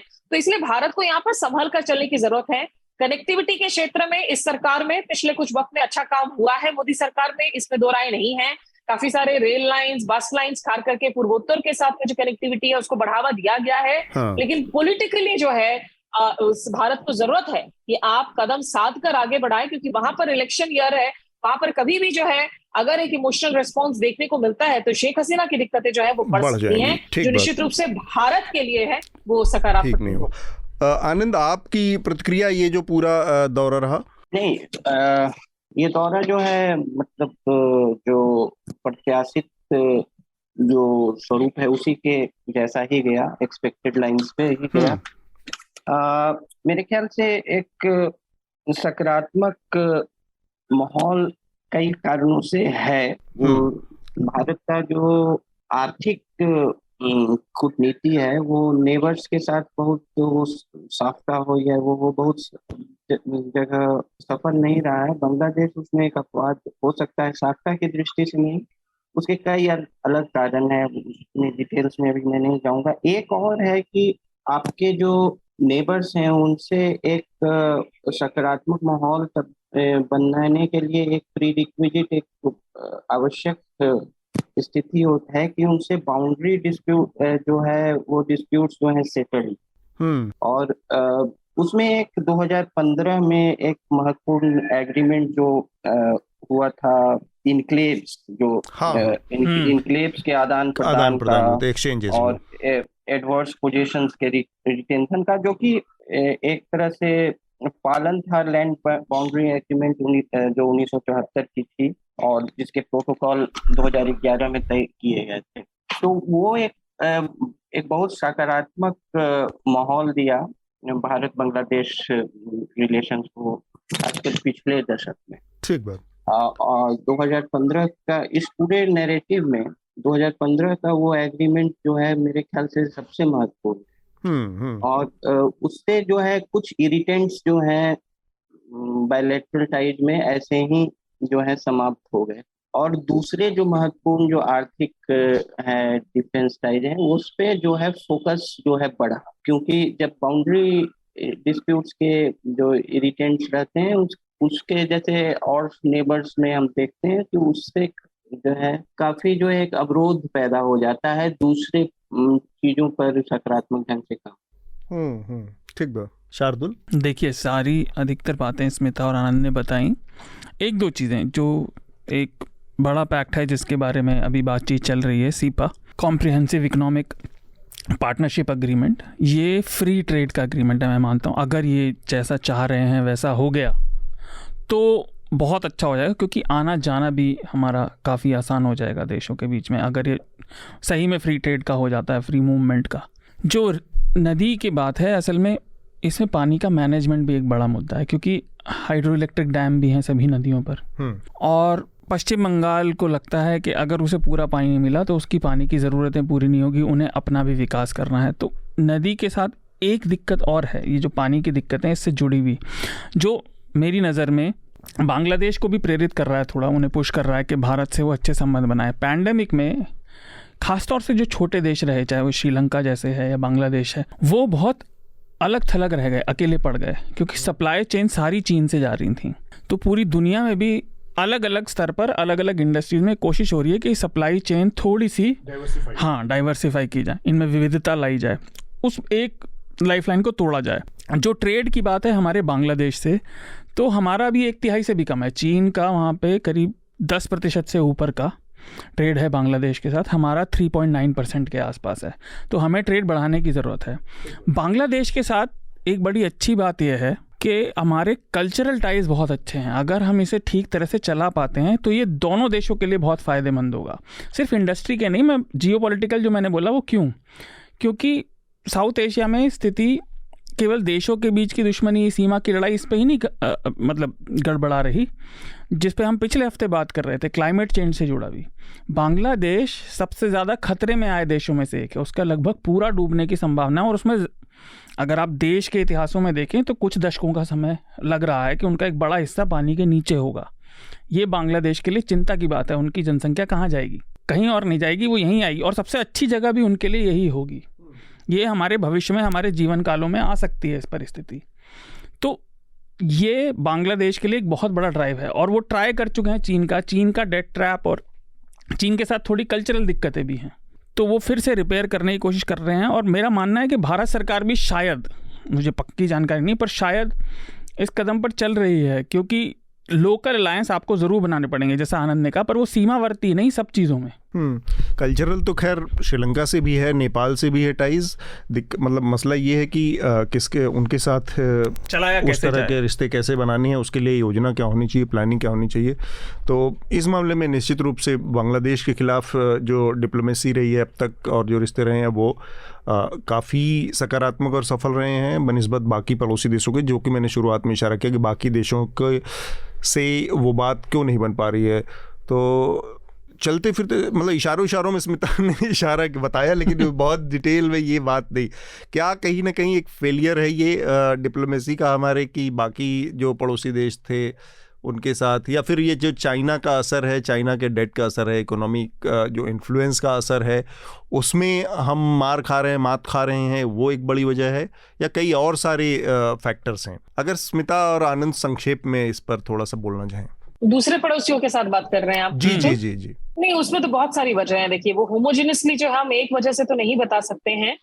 काफी जगह ऐसी सरकारें आई हैं जिनके अपने भी पर्सनल एजेंडाज रहे हैं। श्रीलंका में जो सरकारें हैं उस पर चीन का असर निश्चित रूप से प्रभाव डालता है। पाकिस्तान की बात करें तो उसकी तो एक अपनी ही एक पुरानी एक हमारे इतिहास है। नेपाल में पॉलिटिकल इंटरेस्ट भी रही हैं, साथ ही साथ आपका चीन का असर भी रहा है और भारत की गलतियां भी रही हैं, जिसमें इकोनॉमिक ब्लॉकेज भारत ने जब जब किया वो सबसे बड़ी गलतियों में शुमार है। जहां भारत का एक बिग ब्रदर रवैया रहा है अपने नेबर्स को लेकर, और ठीक जैसे हम कंप्लेन करते हैं कि अमेरिका दादागिरी करता है दुनिया भर में, वैसे ही दक्षिण एशिया में भारत की दादागिरी रही है। More often than not Bharat ने ऐसे ट्रीट किया कि अरे ये तो छोटे नेबर्स हैं, इनको तो हम तुरंत जो है इनके घुटनों पर लाकर खड़े कर देंगे।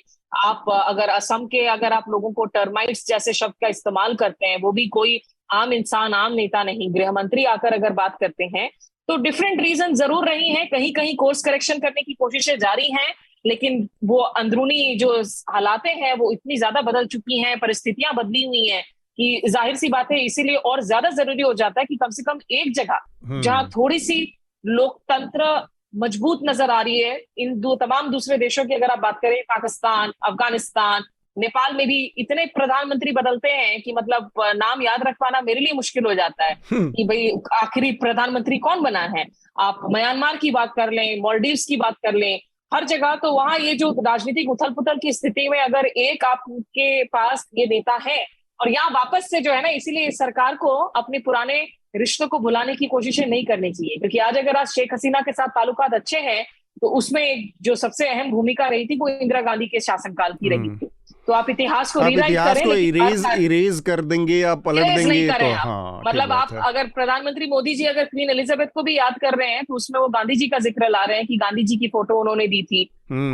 वैसे ही जो है, अगर आप बांग्लादेश के रिश्तों की बात करते हैं और उसमें अगर आप इंदिरा गांधी की भूमिका की आप सराहना नहीं करते हैं, उसको नहीं समझते हैं, तो वो तो फिर मतलब उसके लिए अब क्या शब्द का इस्तेमाल किया जाए। पर ये अगर एक नेता हैं जिनके साथ आपकी कम से कम एक भरोसे वाली रिश्ते हैं, तो इसको आप कोशिश करें कि कम से कम ये जो आपके foot in the mouth disease वाले लीडर्स हैं वो आकर हर संभव बिगाड़ने की कोशिश ना करें कम से कम। आनंद, आप संक्षेप में क्या कहेंगे बाकी देशों के साथ और बांग्लादेश के साथ जो सकारात्मक रिश्ते हैं उस पर? देखिए, इसमें जो इस वर्तमान सरकार के की पहला कार्यकाल और दूसरे कार्यकाल में थोड़ा अंतर है। पहले कार्यकाल में जो है मेरे ख्याल से पीएमओ का हस्तक्षेप ज्यादा था, और इस दूसरे कार्यकाल में जो है जो प्रोफेशनल डिप्लोमेसी का ज्यादा हस्तक्षेप है, जो प्रोफेशनल फॉरेन सर्विस का, और उसके कई हैं, मेरे ख्याल से ज्यादा समय लगेगा। लेकिन मैं एक आर्टिकल इसमें रिकमेंड करना चाहूंगा कि जो प्रोफेसर हैप्पीमैन जैकब हैं, जवाहरलाल नेहरू विश्वविद्यालय में डिप्लोमेसी पढ़ाते हैं और समाचार पत्रों में भी बराबर लिखते हैं, और कई जगह पे आलोचक रहे हैं मौजूदा सरकार के। उन्होंने लेकिन इस परिवर्तन को द हिंदू अखबार में इस साल के शुरू में मोदी फॉरेन पॉलिसी 2 करके लिखा था कि ये बदलाव जो अप्रोच में दिखा है कि जो पीएमओ से प्रोफेशनल डिप्लोमेसी की तरफ जाने का,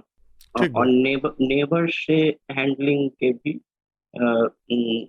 ये दिखता है। और एक तो मूलभूत जो नेबर्स वाले और भारत में सोचते हैं चीन को हटा दें, तो एक बिग ब्रदर को लेके एक जो है इनसिक्योरिटी रहेगी।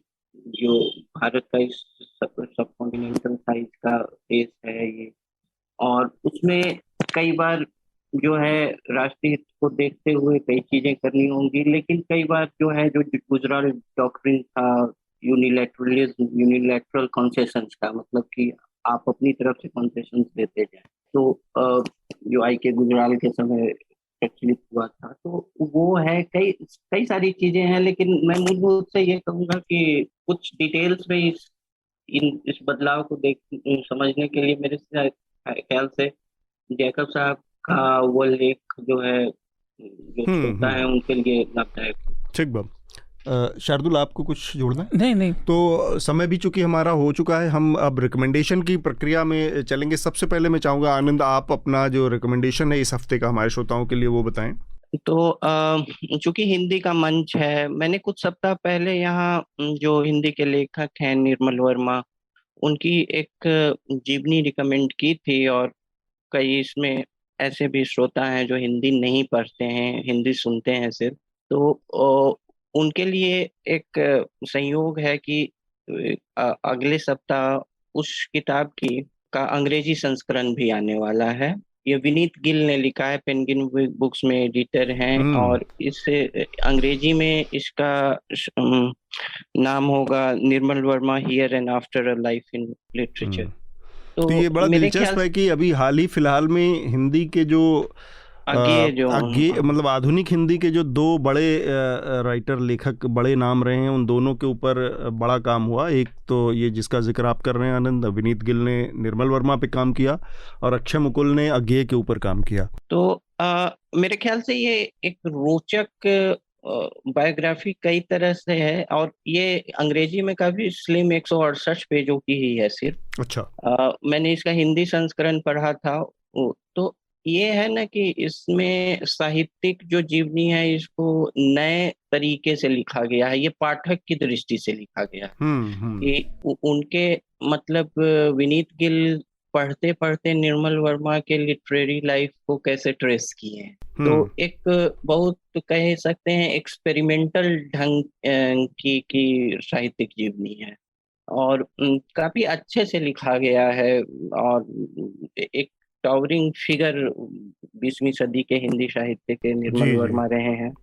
और ये एक मेरा है। दूसरा मेरा रिकमेंडेशन है कि ऑल इंडिया रेडियो पर अभी जो एक सीरीज उन्होंने भारत के स्वतंत्रता के 75 वर्षगांठ पर चलाई है, कई महीनों से अभी भी चल ही रहा है। इसका नाम है स्वाधीनता की यात्रा आकाशवाणी के संग। तो आकाशवाणी खुद जो है 94 वर्ष पुरानी संस्था है, और उसके पास जो ऑडियो आर्काइव्स हैं वो अनमैच्ड हैं, और कई ऐसे कैसे स्वर हैं, कई ऐसे लोग हैं जिनको आप पढ़े हैं, जानते हैं, लेकिन कभी सुने नहीं हैं।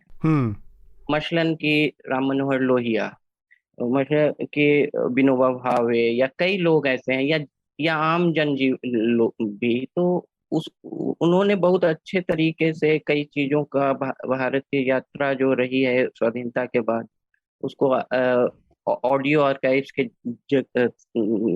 माध्यम से प्रस्तुत किया है। मेरे ख्याल से उस सीरीज को सुनना चाहिए। ठीक बात। स्मिता, आपका रिकमेंडेशन? अतुल, हम चूंकि बांग्लादेश के प्रधानमंत्री के दौरे की बात कर रहे थे, तो एक पुरानी किताब है, कुछ लगभग 9-10 साल पुरानी, ब्लड टेलीग्राम, गैरी जे बास की किताब है। ये जो 1971 लिबरेशन वॉर हुआ था, उसमें उसने काफी सारे आर्काइवल मेमोज वगैरह, यूएस कॉन्सुलेट के साथ क्या बातचीत चल रही थी भारत की भूमिका पर, एक बहुत ही वेल रिसर्च किताब है। उसको मैं रेकमेंड करूंगी। बाकी नेटफ्लिक्स पर रेकमेंड करने की जरूरत नहीं है। द क्राउन जो है ऑलरेडी मोस्ट वॉच्ड में वापस से आ चुका है क्वीन एलिजाबेथ पर। और अगर आपके कोई फॉलोअर्स हैं कि देखिए भाषाओं से आगे जाकर जो है आज की एंटरटेनमेंट की दुनिया में बहुत सारा कंटेंट अवेलेबल है, अगर कोई कोरियन ड्रामा के फैंस हैं तो इस वक्त जो एक मोस्ट डाउनलोडेड सीरीज है एक्स्ट्राऑर्डिनरी अटर्नी वू, ये इसकी जो प्रोटैगनिस्ट है उन्होंने दरअसल ऑटिज्म स्पेक्ट्रम डिसऑर्डर को पोर्ट्रे किया है। और ये अभी तक का सबसे ज्यादा डाउनलोडेड जो है सीरियल अक्रॉस दी वर्ल्ड शायद ये बन चुका है। कोरियंस का ऐसे ही ड्रामा है, ड्रामे का जो है बहुत रेज रहता है भारतवर्ष में, तो उसको लेकर काफी विवाद भी चल रहा है कि ये ऑटिज्म को सही से इन्होंने पोर्ट्रे किया है या गलत पोर्ट्रे किया है। तो उस लिहाजे से भी मुझे लगता है, उस लिहाज से भी जो है आप इसको देख सकते हैं। मैं जरूर देखूंगा। तो ये तो शार्दुल के इन रुचि का विषय हो गया, तो ये देख के और फिर अपना भी उसमें देंगे। शार्दुल, आपका रिकमेंडेशन? मेरे भी 3 रिकमेंडेशन है। पहला, न्यूज़ लॉन्ड्री हिंदी पर, आप चाहें तो अंग्रेजी में भी पढ़ सकते हैं। आयुष की रिपोर्ट है कि भारत में कैसे अवार्ड बेचे जा रहे हैं आजकल 8 लाख रुपए में, और एक अभिनंदन को भी आया कि 8 लाख रुपए दीजिए और भारत के प्रभावशाली नेताओं में से एक बन जाइए। मज़ेदार रिपोर्ट है, आप पढ़िएगा। दूसरा, हम ब्रिटिश मोनार्की पर बात कर रहे थे, तो हिस्ट्री आंसर्स पर एक आर्टिकल है, the dangers of royal inbreeding, क्योंकि ये आपस में ही फैमिली में शादी करते थे और बच्चे करते रहे सदियों तक। तो क्या क्या दिक्कत है और ये कैसे यूरोप के सारे राजघराने एक दूसरे के रिश्तेदार हैं, तो ये बड़ा अच्छा आर्टिकल है, ये तो पढ़िए। इनब्रीडिंग क्या है? फिर तो बहुत सारे मोनार्की अलग अलग तो हो ही गए, बहुत सारी फैमिलीज हैं उसमें। तो एक ही आप पढ़ेंगे तो आपको पता चलेगा कि खैर चलिए। तीसरा एक सीरीज HBO पर आजकल आ रही है, मेरी पसंद की है, गेम ऑफ थ्रोन्स का ही offshoot, the house of dragon. Visually काफ़ी अच्छी है, पॉलिटिकल इंट्रीग अच्छा है और वो मिडीवल यूरोप की कहानियों पे ही बेस्ड है, तो उसमें भी आप देखेंगे ये सब चल रहा है। देखिए मेरे 2 रिकमेंडेशन हैं। एक तो आज ही जो कांग्रेस की पदयात्रा है उस पर टाइम्स ऑफ इंडिया में एक ऑप-एड छपा है। मुझे वो ब्रिटिश कोई मतलब वाइट राइटर हैं, उसके नाम उनका नहीं याद आ रहा है, इसलिए जिल्स गाइल्स क्या कुछ है ऐसा, उनका नाम जाइल्स वर्नियर्स है। जाइल्स वर्नियर्स, हाँ, जो अशोका यूनिवर्सिटी के हैं और यस CPR के साथ करते हाँ हैं। हाँ हाँ बिल्कुल वही। नाम यात्रा makes Congress look like it's doing something but what really needs to do to rebuild ground. तो एक तो वो है कि उसको पढ़ा जाए कांग्रेस में, वो पॉइंट वाइज उन्होंने बहुत अच्छी तरीके से एक तो वो लिखा है। दूसरा ये एक सीरीज़ है नेटफ्लिक्स की, ये इसलिए मैं रिकमेंड कर रहा हूँ शायद मतलब कि ये हमारे यहाँ मतलब सामने घटी हुई घटना थी और वो इतनी बड़ी हम लोग की स्मृति से एकदम गायब हो गई थी। तो जब हम यूनिवर्सिटी में थे इलाहाबाद, हम लोग हॉस्टल में, उस टाइम की घटना है, 2000 का महाकुंभ चल रहा था और वहाँ पर एक सीरियल किलर पकड़ा गया था, राजा कोलंदर नाम था उसका। बेसिकली उसने अपना नाम खुद राजा कोलंदर लिख लिया था। ही उसके दिमाग में था ही some kind of a king, राजा है वो और जस्टिस देता है, न्याय देता है और इस तरह से। तो उसके ऊपर ये था कि जब कहानी सामने आई निकल के, तो एक जर्नलिस्ट का, वहाँ के आज अखबार है उत्तर प्रदेश का एक बड़ा अखबार था, उसके रिपोर्टर के मर्डर से सारी बात खुलनी शुरू हुई और बात खुली तो धीरे धीरे यहाँ तक पहुँची कि उस आदमी ने 14 लोगों का मर्डर किया था और ज़्यादातर लोगों की बॉडीज़ उसने अपने फार्म हाउस के आसपास ही दफन कर रखे थे और ये सब। तो वो सीरीज़ इंडियन प्रेडेटर नाम की सीरीज़ है, ये नेटफ्लिक्स पे अवेलेबल है। क्राइम है, लोगों को लगता है कि बहुत है, पर मुझे बहुत इंट्रीगिंग लगा क्योंकि वो हमारे सामने अचानक से मुझे याद आ गई वो घटना, क्योंकि हम लोग उस समय वहीं पर थे और रोज़ उसको फॉलो करते थे। तो 2000 में यूनिवर्सिटी के उस दौरान ही की घटना थी ये। नहीं, क्राइम इंट्रीगिंग होता है। आप देखना चाहते हैं कि मानवता की सबसे विभत्स हरकतें लोग कैसे करते हैं, कहाँ पहुंच जाते हैं। एग्जैक्टली। और इसमें एक चीज़ अच्छी बात, एक अच्छी कहें ये, उस जो सीरीज़ बनाने वाले हैं उनकी जो सक्सेस है वो ये है कि वो आदमी अभी भी उन्नाव जेल में अपनी सज़ा काट रहा है और वो बहुत होपफुल है रिहा होने का और बाहर आने का, और उसका इंटरव्यू है उसमें पूरा, और उससे बातचीत से उसका जो पूरा हाव भाव है, बॉडी लैंग्वेज है, उससे कहीं ऐसा लगता नहीं कि आदमी इतना हीनियस, इतना उस तरह की इसके अंदर भावनाएं होगी। खैर ये तो किसी भी आदमी के मतलब क्रिमिनल या अपराधी के चेहरे से नहीं पता चल सकता ये। तो ये 2 मेरे रिकमेंडेशन हैं। इसके बाद हम आज की चर्चा को यहाँ पर रोकेंगे। आनंद, स्मिता, शार्दुल, बहुत बहुत शुक्रिया आप तीनों लोगों का चर्चा में शामिल होने के लिए। धन्यवाद। न्यूज लॉन्ड्री के सभी पॉडकास्ट टिचर, iTunes और दूसरे पॉडकास्ट प्लेटफॉर्म पे उपलब्ध हैं। खबरों को विज्ञापन के दबाव से आजाद रखें, न्यूज लॉन्ड्री को सब्सक्राइब करें।